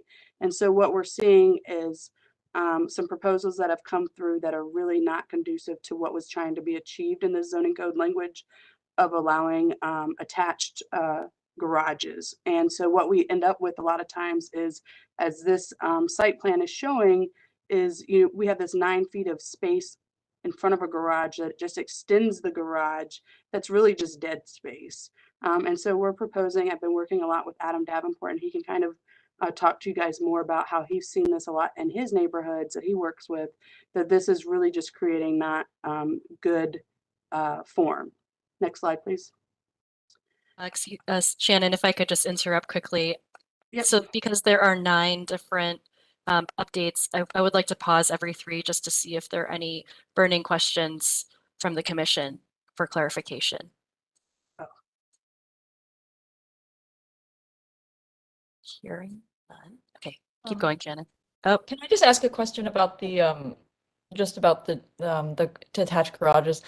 So with this would be throughout the entirety of the city, even if we are in single family districts, like single family residential districts, that you would not be able to, am I reading that correctly, that you would not be able to have a sort of standard curb cut driveway back into an attached garage anymore for new construction? No, that's not what that's speaking to. It's speaking to, like, if you have an attached garage, you could have it if you could have, the code currently allows attached garages, but if it's going to be in the first half of your lot, it has to be screened by a 9-foot habitable active space. And what we're seeing is that 9-foot habitable space is not, they'll draw it up as if it's habitable space, but it really ends up just being like a dead space that collects things. And so it's really like the loophole to folks that have larger than normal lots that want to have front-loaded garages, if that makes sense. And Adam, I think, is on this call, and he can kind of speak to that more as it relates, because it happens a lot in his neighborhood, and it's just really not creating the type of, the idea of not having these front-loaded garages were for, eyes on the street and public safety and welfare, and it's creating the opposite. Yeah, the I think we were seeing this situation as more of yeah, like the loophole that Shannon's saying, like, we don't see it enough to want to permit it by right, i.e., like this would actually be a healthy Board of Zoning Appeals case in my mind instead.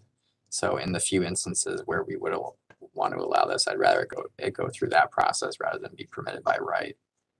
We commonly allow garages like this that are side loaded in that example site plan that Shannon had up on very long or very lots that have a lot of depth to it. So i.e. over on like Edgewater or Harborview, or there was a case on Triscuit this past Monday in Councilman Slive's ward where stuff like that is permitted.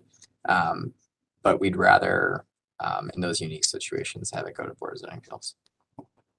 Okay, that's helpful. Thank you.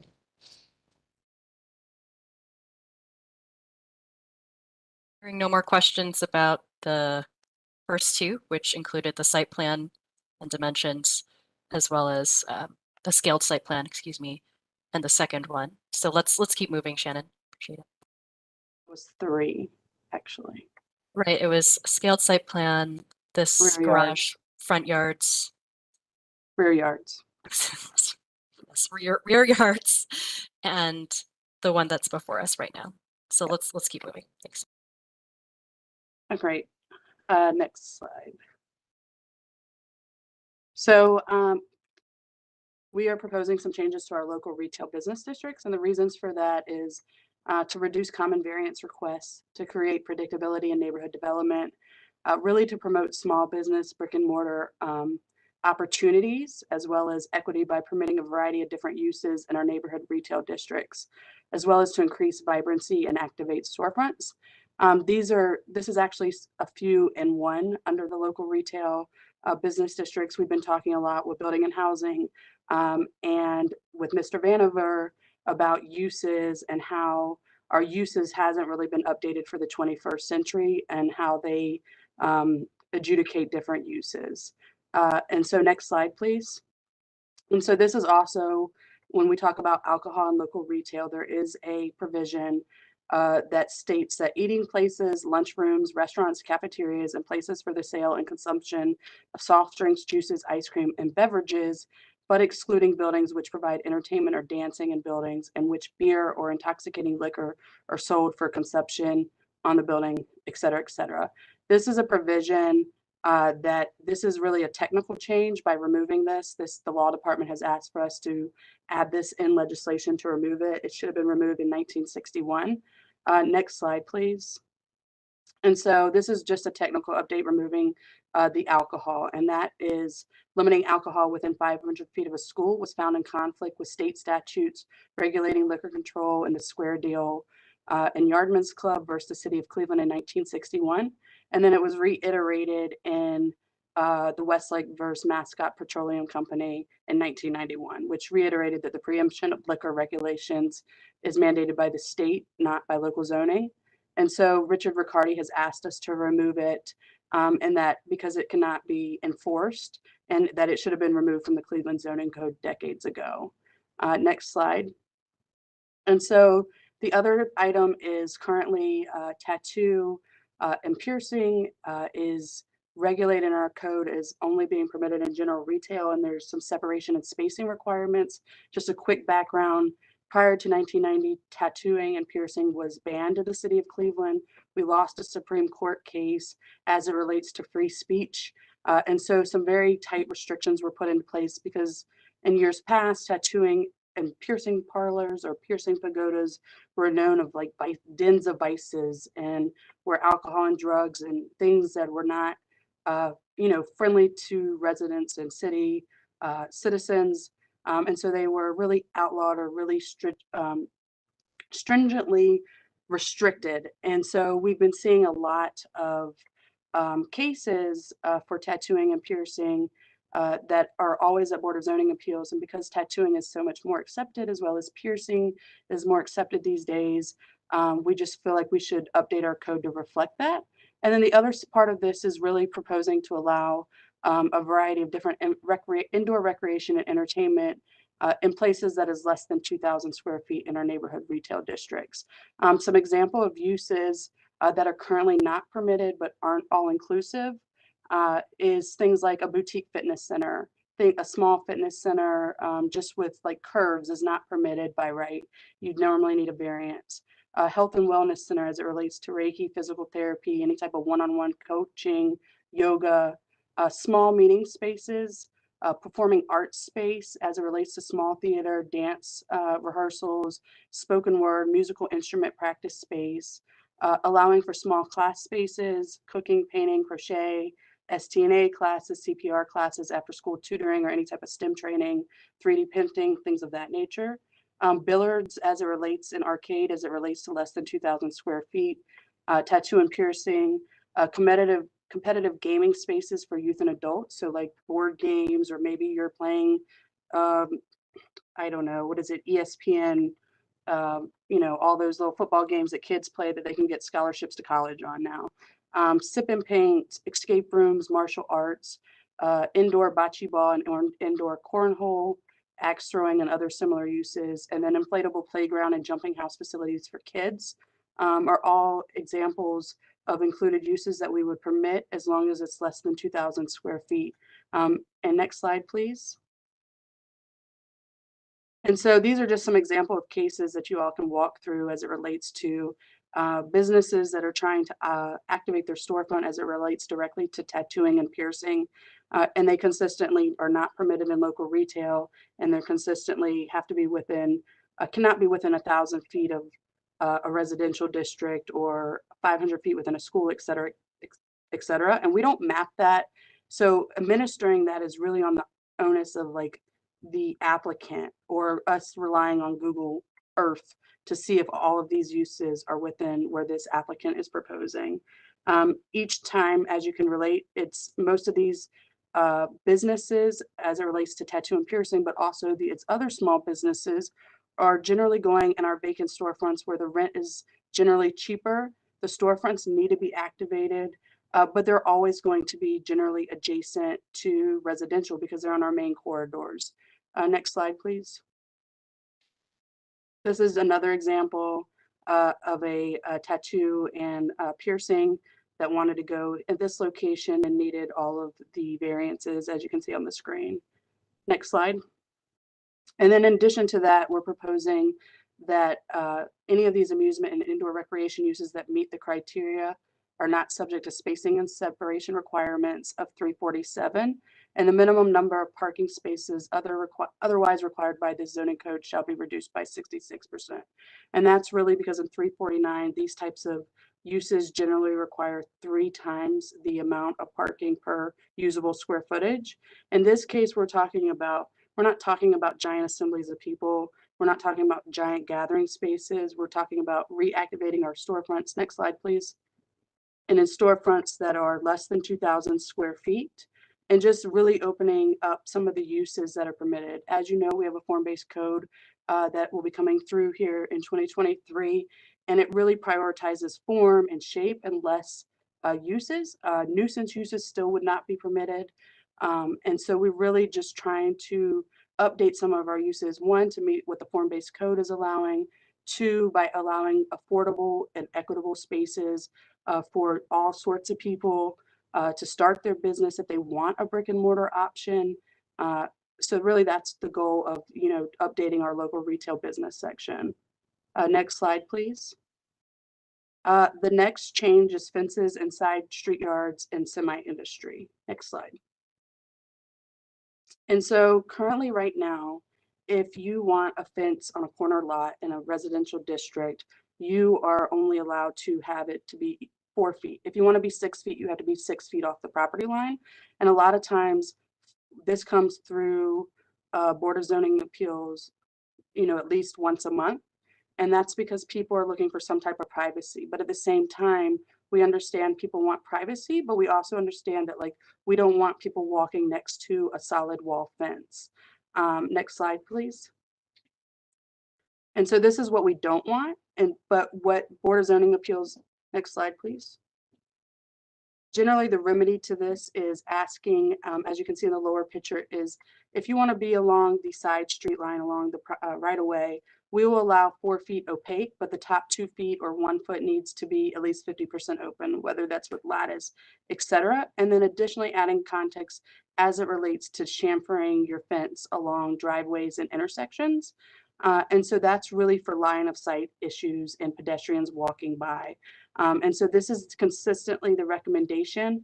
So we want to increase safety, but we also want to balance the privacy of corner lots. And so we're just updating that part of the zoning code to allow this by right, since it's something that comes consistently and it's consistently given and supported by the community. Next slide, please. Additionally, right now, we don't allow any type of, generally in semi-industry districts, we do not allow fencing that's over 4 feet. And what we're proposing here is if you're semi-industry, but we do allow it in general industry and unrestricted industry. What we're saying here is if you have a fence in a front yard that's in a semi-industry district that is next to residential, that we would permit the 6-foot fences as long as it's 50% open and ornamental in nature. Next slide, please. And then the last one is front yard setback relief. And this is the one you guys see a lot of me because the way that we want people to build their design review and planning commission consistently ask, you know, our neighborhoods to be more walkable and more context friendly and really place buildings closer to the sidewalk where it makes sense. And a lot of times I have to come before you to request a map setback of some sort to really meet a project's goals. And so if we've been talking with building and housing, and the idea is, and this is in the form-based code, is allowing the zoning administrator, Mr. Riccardi, can grant administrative relief on encroachment beyond the required setback line at a maximum of the 20% of the determined setback distance. If that required setback distance is less than 10 feet, then the Board of Zoning Appeals may grant a variance greater than 20%, but no more than 5 feet. And why do we want to do this? One, this will allow the zoning administrator to give small relief, or to allow the Board of Zoning Appeals to strictly grant a variance as it relates to front yard setbacks. And this is really important because, you know, we don't want to open the floodgates, right? And we still want there to be context within the neighborhood, and we don't want too much variation, but some variation. The city has stated that it is good. It makes for more walkable neighborhoods. This will also reduce excessive staff time and development time, as it will not require legislation to grant. It'll increase flexibility to meet the compatibility and context. It'll give property owners the opportunity to increase square footage of usable space reasonably, and it will not increase the ability to change the front yard setback extensively or in a way that damages the setback and character of nearby property owners. So how that kind of plays out is next slide, please. So in this case, a 10-foot setback was required. I had to bring legislation for you. You all may remember for the Madam C.J. Walker site.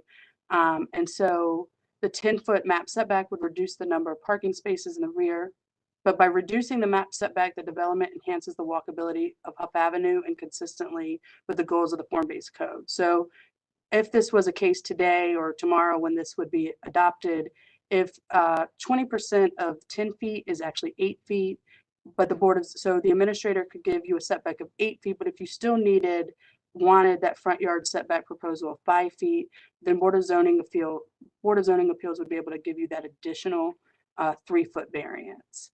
And so that's really keeping it tight and restricted, but it does allow some flexibility so that small cases like this wouldn't require an additional 90 days of slowing down a development and permitting process simply for wanting to build a property the way that Planning Commission had ultimately asked them to develop, but they couldn't based on our current zoning code regulations as it relates to front yard setbacks. And that is all of my changes that we're proposing today. Again, this is really for feedback. We want to get the community's feedback and just see what you all think. And yeah, that's all I got. Okay, thank you. We'll take some quick questions and comments, but we do have one more item that we do have to vote on. So this will be posted obviously for 30 days for public comment, but any high level thoughts or specific questions? We also can provide our feedback directly to Shannon if you want to via email or otherwise in terms of things after the meeting. And obviously this presentation has been shared. So anything pressing to the commission members before we, if you can raise your hand before we move on. But I want to thank you, Shannon, as always, and the whole team for the thorough work and the very specific work. I see 2 hands. So Commission Member Anthony. Actually, Chair Curry, I see the answer in the chat, so I'm good to go. Thank you. Okay. Councilman Slide? Yeah, just briefly, I think one of our challenges has been like just our code's so antiquated that we're trying to, when it comes to definitions, we're trying to take like new uses and kind of fit them into a 50-year-old list of categories. So I think that was certainly included in part of this, but a big thing going forward will be understanding like what do we need to do to be more nuanced in our kind of use definitions to break us into the 21st century and recognize that we've been struggling to function with antiquated definitions of what retail businesses are, what a yard is, like a corner lot versus a side yard and things. So I think the definitions and maybe expanding our list of definitions will certainly be a part of it. So I will make a point of looking at everything when it's posted and get back with staff. Okay, thank you. Okay, I don't believe we need any action here, but please, if anyone has anything additional, to send it to Shannon directly. Next item, if we can go to the next item, which we will vote on, we'll ask that we explain what we'll be voting on first for these policy changes, Adam. And I know we really, if you can try to get through this pretty quickly, even though it's very important, that would be helpful. These are approval of the Planning Commission for design review policy changes. Adam? Thank you, Chair Curry. I'll be brief, but I do want to give some background info. The past 2 presentations, so Shannon's and now mine, are really, some of the overarching goals here are really to reduce some of the administrative burden on staff that is, challenging with all these cases. We spend a lot of time on stuff like this. And so this is part of the onus of trying to be more proactive in our time with planning rather than reactive to some of these cases. Maurice, you can flip to the next slide. And I also would like to say,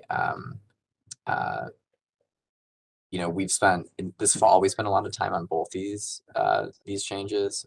We've had multiple staff meetings about them, but also in this case for the design review policy changes, we've conducted a few very specific kind of charrettes around this during a staff retreat, during a specific design review kind of retreat that we did this fall.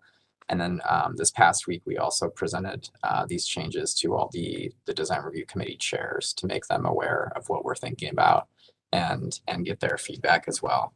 So we're trying to be pretty holistic and kind of the people who touch this process and also, receive some of their feedback as well. Most of this is unchanged. So this slide is all talking about term limits and attendance. I think the nuance here that we heard from some CDC members or some committee members is kind of where, when does this kind of take effect or enactment? And so we need to kind of come to a determination of that, but these are the limits that we want to set moving forward with the committee members and the chairs and vice chairs. Next slide, please.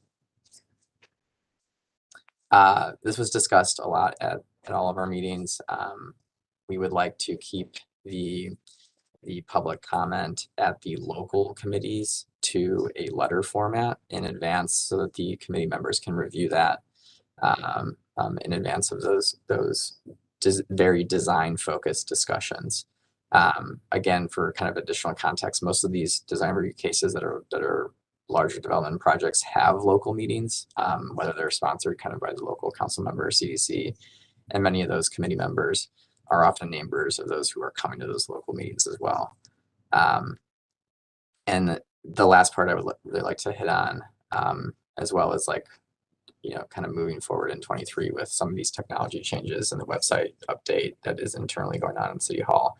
We really want to find a robust way of hosting kind of public notices on our website or on the city's website that display in a very digestible format about what is taking place on a certain site and what are the changes that are moving forward or being proposed, and kind of the impacts like locally to your your neighborhood if you're a member of the public viewing this. Next slide, please. Adam, may I jump in and also add for design review committees? We currently have 7 planning related local design review committees. Landmarks Commission has 7 committees as well, and all of these committee members are volunteers. They are not paid, so they take time out of their work days to review. And so I think part of all of this too is knowing that they are simply making recommendations to the commissions, and the commissions are where the final votes, the final calls are being made, and that is also where we'd like to have the public be able to have time to express that. Rather at the design review committee level, because those meetings are quite long. I'll also add that we also accept comments through our letters can be submitted through email. You can also leave voice messages as well. So thank you. That's a good point, Director. And for some context, I mean, a lot of these local design review meetings take place over the same amount of time that these Friday commission meetings take place at. They're sometimes very lengthy meetings. There's usually only 2 or 3 agenda items, and so we're talking about projects for a very long time in a very specific design format or design oriented format. We would also, I think this goes for, there's a couple suggestions by Commission Member Fluker and Anthony. In addition to this education series, we would like to expand that to full Landmarks Commission and full Planning Commission members as well. And then also probably recording these sessions and hosting them on our website so that we can educate the public if they're kind of perusing our space as well. Next slide, please. Kind of wrapping up these last 2 slides, we would, obviously, and love to update a lot of our internal documents surrounding this process. Next slide, please.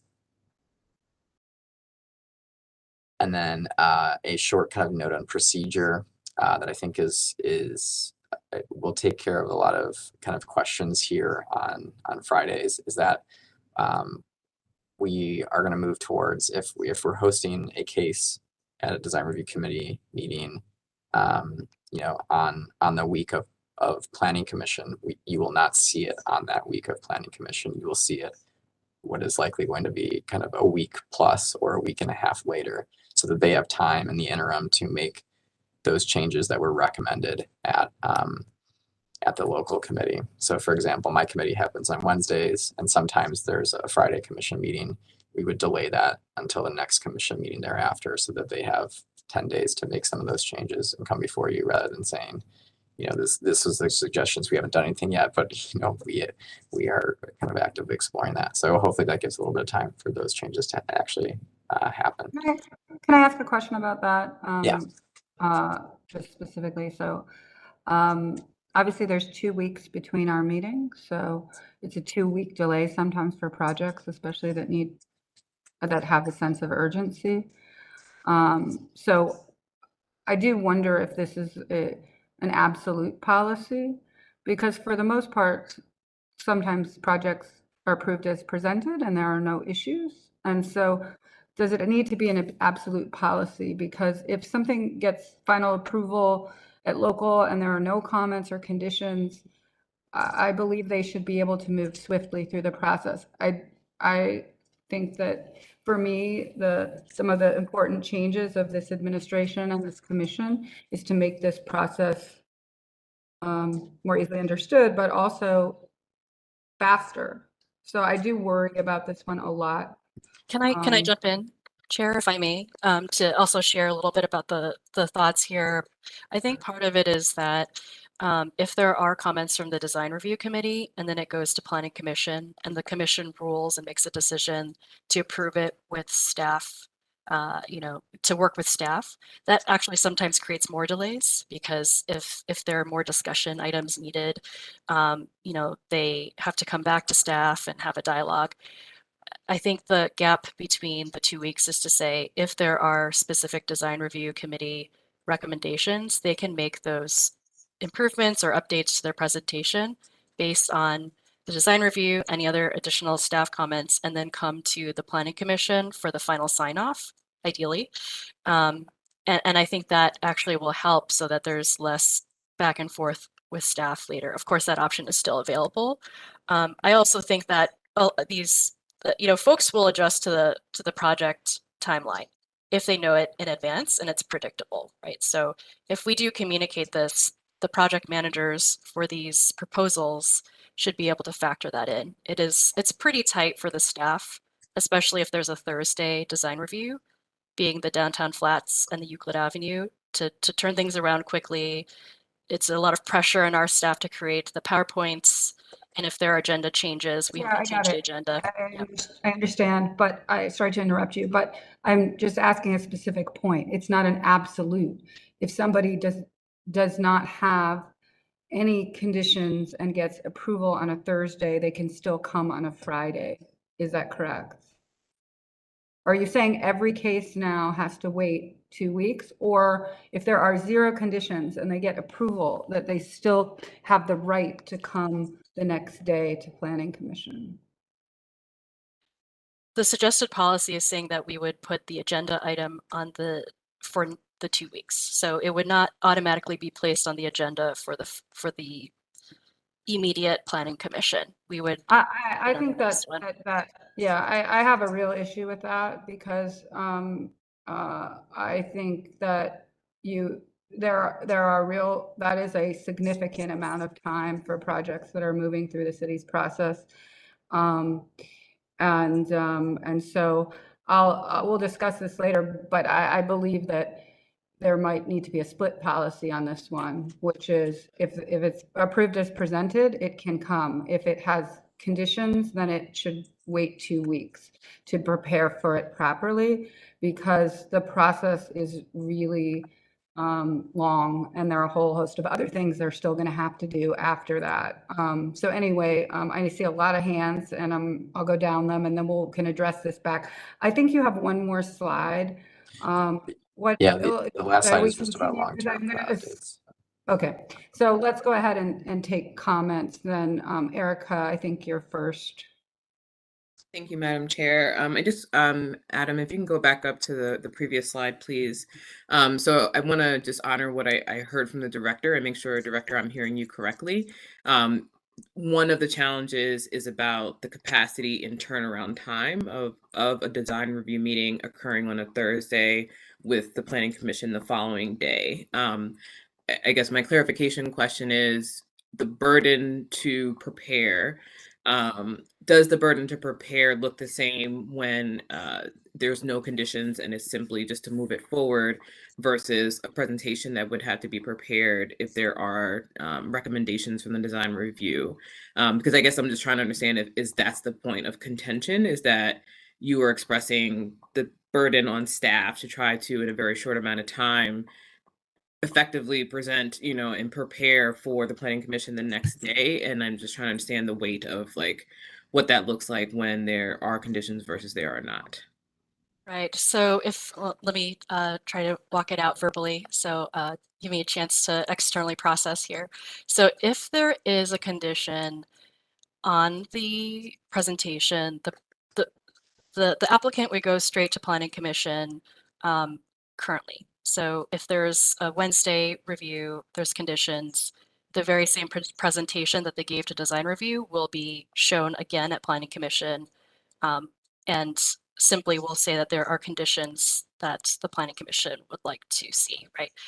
Versus what we're proposing is if there is a applicant that goes to design review Wednesday and there are conditions, they would, they could update their presentation and send it to our staff for the following Planning Commission. So I think the difference here is being able to provide for an update as well as allowing our staff time to integrate the updated document in, because all of our presentations, we require presentations to be delivered to our staff by Wednesday at noon, the week of Planning Commission, so that we can put together the slide deck and integrate all of the conditions. So when we get everything from Thursday's design review, for example, we have to wait until 12 noon to get all the conditions, the motion forms, get it over to our staff to turn it around really quick Thursday afternoon for Friday Planning Commission, which is why we don't get the full deck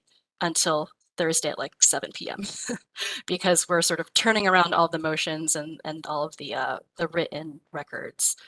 It just gives a little more space as well as for that particular applicant. I do see your point though, to the chair, if there's a very simple case with a very clear, clear approval, that it would be okay. It's just a function of more of getting the motion forms and presentations together in a less rushed fashion. I'm speaking to one that says approved as presented. Then it should just continue. Let's keep going, just because there are a lot of hands. Marika?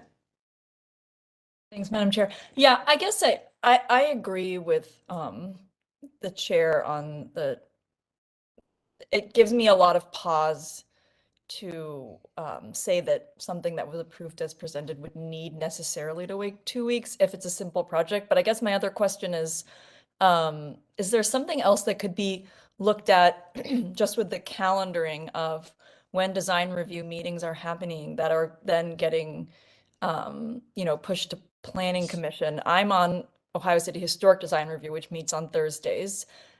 Those projects go to Landmarks, which is also on Thursdays. So we don't really have this issue because a minimum that a project would have to wait is always a week because it's on the same day. So I guess my question is, could we look at the design review committees that go to planning and say, okay, these should all be meeting on a Monday, or even these should be meeting also on Fridays, just so that there's better alignment? It just seems like part of the issue here is that there's a lot of design review meetings that are happening on Thursdays, the day before Planning Commission. So I don't know, it was just an observation that maybe there's just a better way to organize, take a stock of when all of the meetings are happening holistically, and then give proper time to allow for these things to happen. I will say that as somebody who has gone through the very lengthy process on getting all of the approvals that need to happen, especially on large projects, it is a very long process. And I'm sure that we all know that it's not even just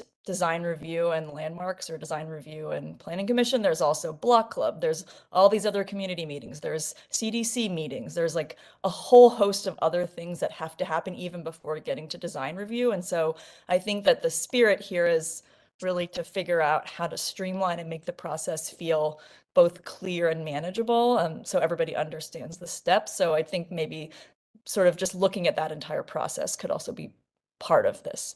Thanks. Thank you. Sure. My quick response then is that we need we will look at that under your direction, and part of it is the Thursday committees are pretty locked in and committed to there, but we can say, hey, we really need you to look at going on Tuesday, not Thursday. Or the Thursday before. So you just calendar the year out. The Thursday before is design review and planning's a week later, but it's sort of a movement. But anyway, Councilman Slade.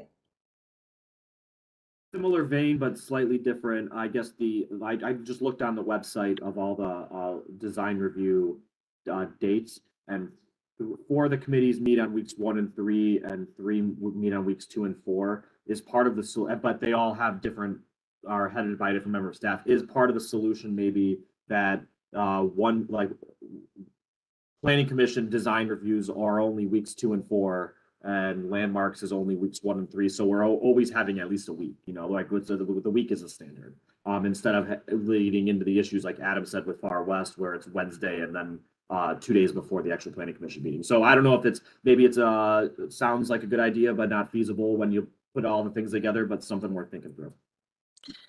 Yeah, we did think through that very, very heavily. The issue here is that we don't have enough staff to staff everything, and staff need to be in both design review and Landmarks simultaneously, and so we face an issue there. But we'll work on it. We'll work on it. August. Yeah, I would, hopefully we don't lose the forest for the trees. And what I mean by that is, um, I agree with all that's been discussed, but I hope that as part of this, um, rejiggering of the process, you also take into consideration enforcing the standards that we put forth for each applicant. So if they don't have context photos, if it's not clear, then you don't continue, right?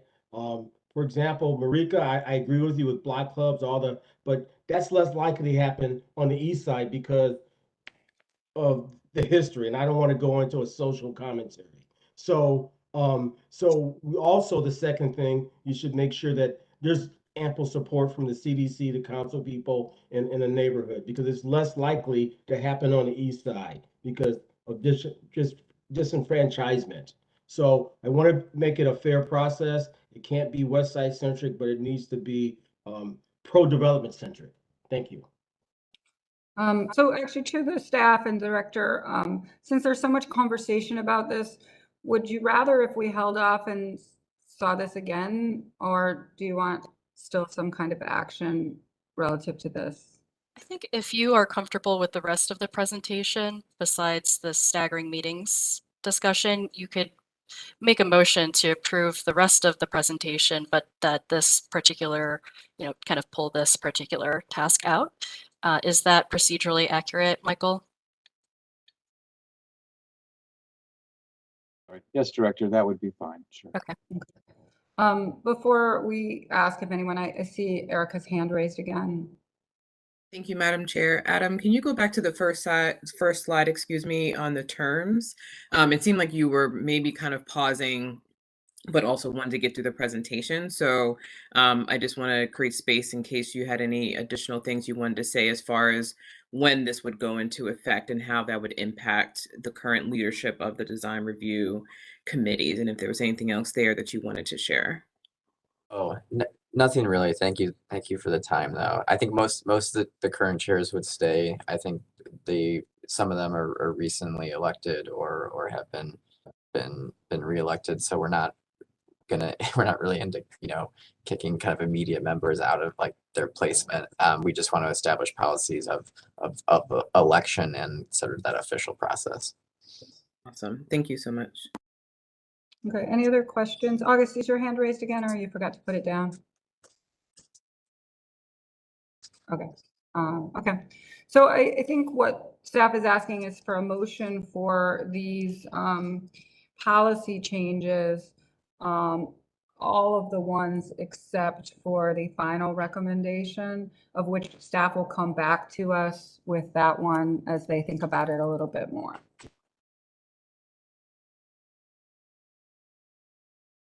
We have a motion. Madam Chair, I'll make a motion to approve all of the policies with the exception of the last slide. Actually, second to last slide. I think the last slide was second to last slide on procedure. meeting sequence procedure. Second. Motion and a second, can call the roll. Anthony, Yes. Downing, Yes. Fluker, Yes. Curry, Yes. McCray Scott, Yes. Chioiri Clark, Yes. like Yes. Motion carries. I think we just have the director's report. Is that correct? That's right. Okay. So we can fly through this, and then as noted in the agenda that's posted, we do have lunch today. So we're really excited about going to Taza and spending some more time doing some extended introductions and a little bit more of a refresher on what we do at the Planning Commission. So I will roll through this. I really wanted to summarize in sort of an annual report fashion some of the accomplishments that we've seen over this past year. And if you could go to the next slide, it's really important for me to share that this cannot be done without the work of many and all of our dedicated staff. This here on the screen that you see before you is the staff team of the planning department. This includes all 4 of our boards and commissions. So the planning department, the planning section is the largest, but we also have landmark staff, Board of Zoning Appeals, Board of Building Standards. So we are a small but mighty team, and I will try to give them props through the process of just updating you all. So if you could keep rolling to the next slide. This was a year of some firsts, and one of the things we're really excited about is how Vision Zero has started to roll out and grab some teeth. So we saw the very first speed tables in the city be implemented and installed over the summer. 10 different speed tables and speed radars were installed in residential areas shown by data to have some of the highest incidence of crashes. And so this has been a very popular program among residents as well as the council persons. We hope to expand this, and we're thankful that the council, city council provided a small budget for us to continue working on Vision Zero implementation.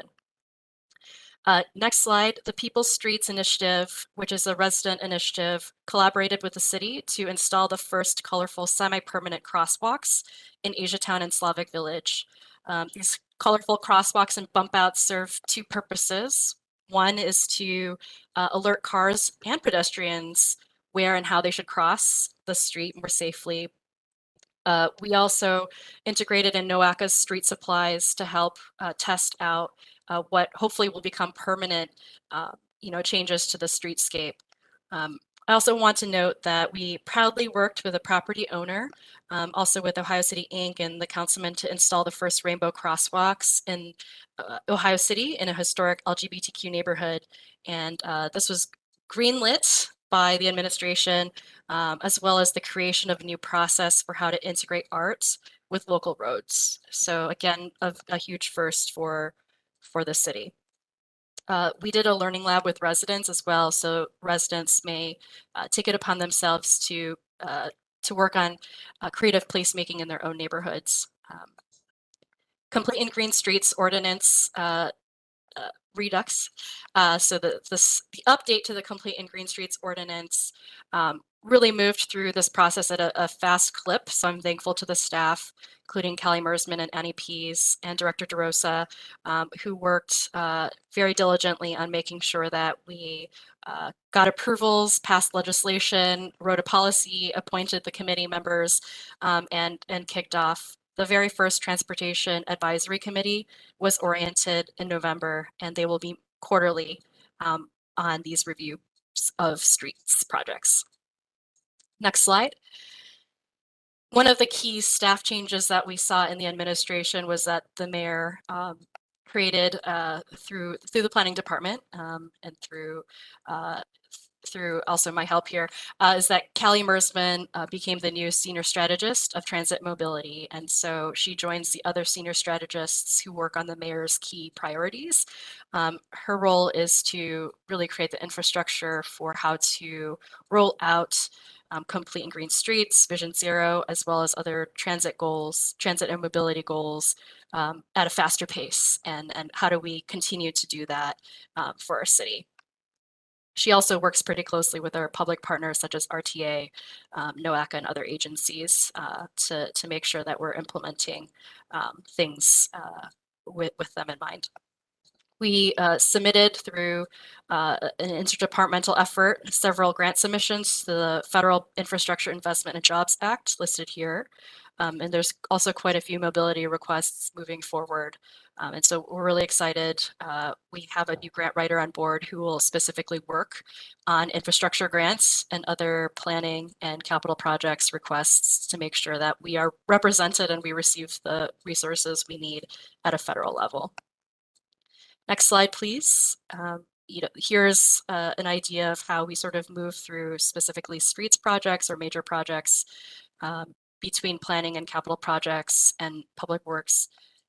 We have planning, preliminary design and engineering, detailed design, followed by bidding and construction. So just some really great updates from a planning phase perspective. The city issued the first ever citywide Parks and Recreation Master Plan, RFP. So we are really excited. If you could go to the next slide. Really excited for this process.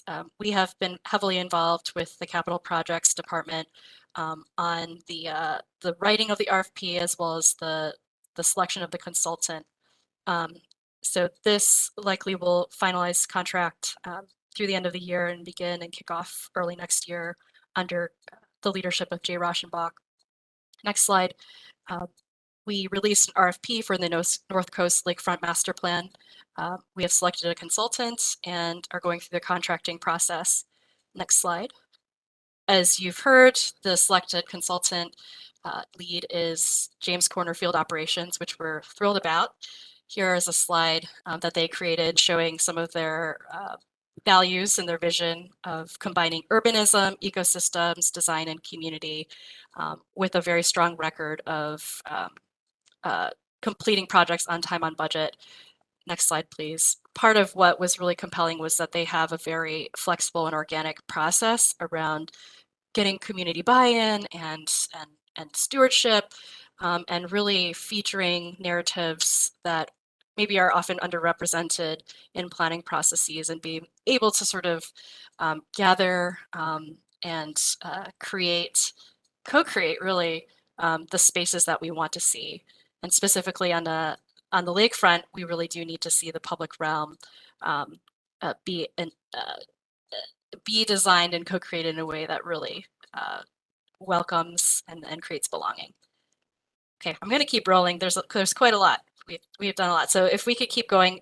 So into the design phase, Thrive 10593, which was a plan adopted in 2017, is moving into the design phase. This is a road reconstruction and BRT project that will basically go from the northernmost point of the city of Cleveland to the southernmost point across the east side on key corridors. So we're really, really excited about this. And there will be more to come regarding this project.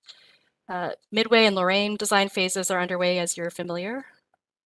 Lorraine and Superior phases of the Midway are underway. If you could keep going. The Reconnecting Central ODOT East 22nd Street project is underway. There's a slide above this. I think we're losing it a little bit. Can you go up one more? Yes, here we go. So the idea is that we are working on a cap right now for East 22nd Street, and this design will come before you early in the year, in 2023. The Cheers project by the Metro Parks, next slide, is advancing to design phase. The Metro Parks and the Port are really taking the lead on this, but we are a very close project partner. We were part of the selection process for the firm, Arup, who will be doing the design for this. And Arup is known for the Sydney Opera House.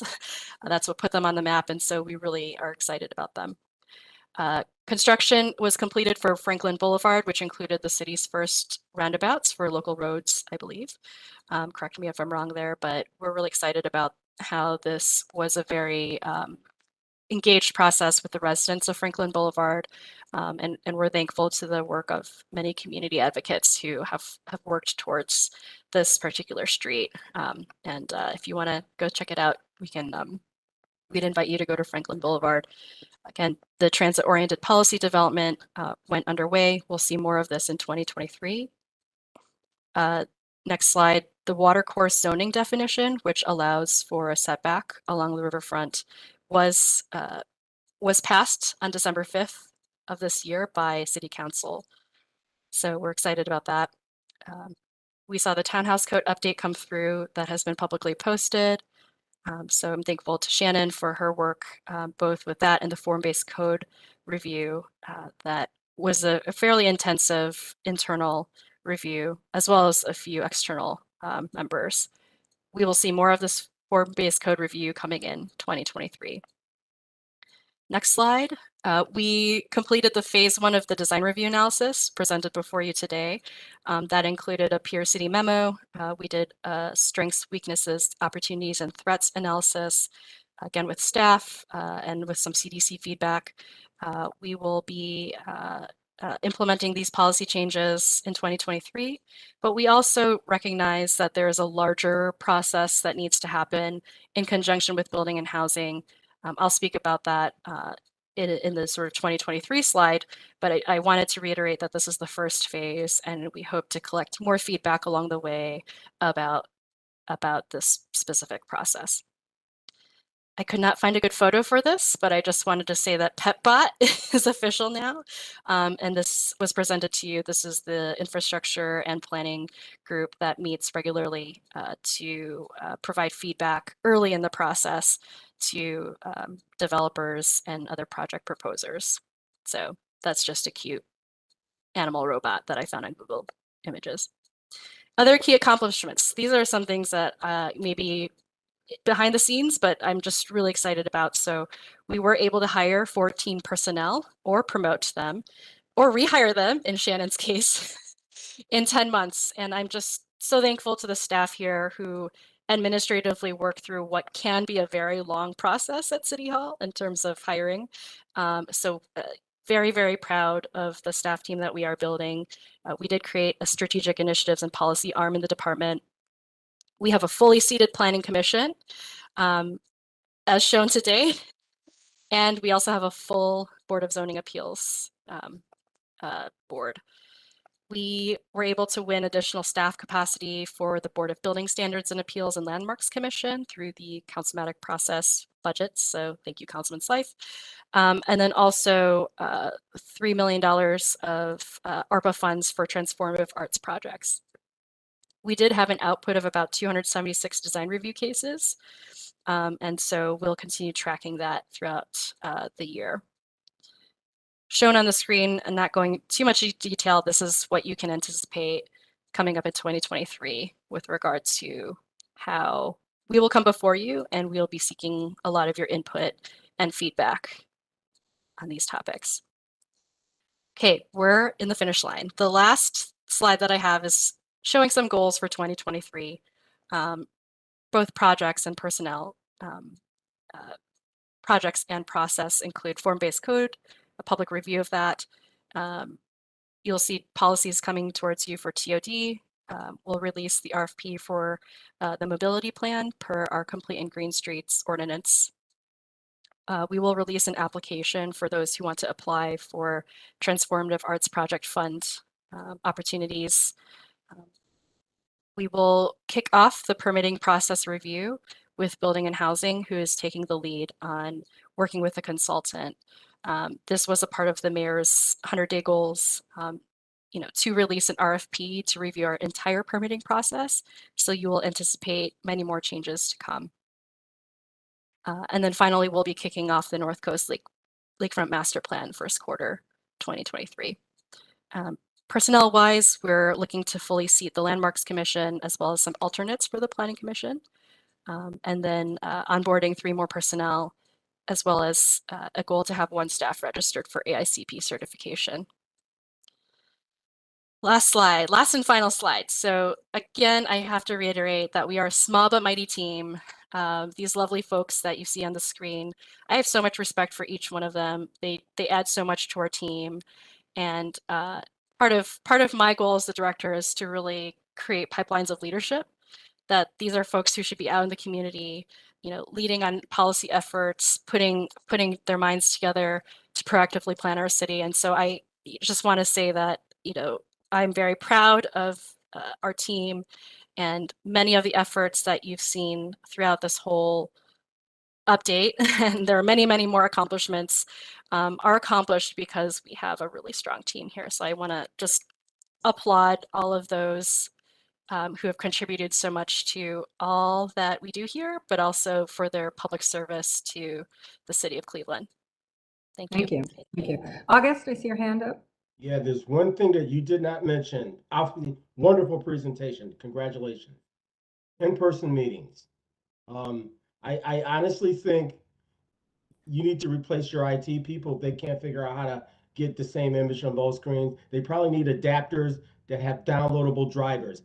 I know that, and I'm an architect, so I'll leave it there. Thank you. If I may, we actually will start Q1. So I'm actually wanting to start January 20th, if that's okay with you, because as of this Wednesday, we got the microphone and we got to figure it out on how to get things on both screens. So if you are okay with starting hybrid meetings, primarily in person for the commission members, I would love to have all 7 of you in person. you know, those in-person/hybrid meetings to begin January 20th, we are all for that. We would love that. Okay, thank you. It's a great answer. Anybody else? I will say also, I mean, it's extraordinary what you have accomplished in 1 year. And Diane and I were mentioning this to each other, just also the procedures and cleanup and really the way that things are organized. And we're, you know, it's really a stark contrast. And it's squarely on you, Director Wong, for, you know, valuing sometimes the small things that really matter from a procedural point of view, all the way to the big vision stuff that this administration is taking and tackling on. I do have one specific question, which is you didn't spend much time on it, but I saw something that said 2040 plan. Is this intended to be the future civic vision update for the entire city, including a civic vision for downtown? That's correct. So it is part of our charter and our charge to begin the citywide process. As we should have started in 2020, but because of the pandemic, we faced some delays. And then also with onboarding me, it took a while to sort of get to a place where we can really think about citywide plans. So we will be visioning together with the community what we seek for the city of Cleveland in 2040. And it's an incredible lift, as you know, Chair, Yes. since you were involved in civic vision. I was in And, 2000. yeah. I know, like, That's I'm right. really old.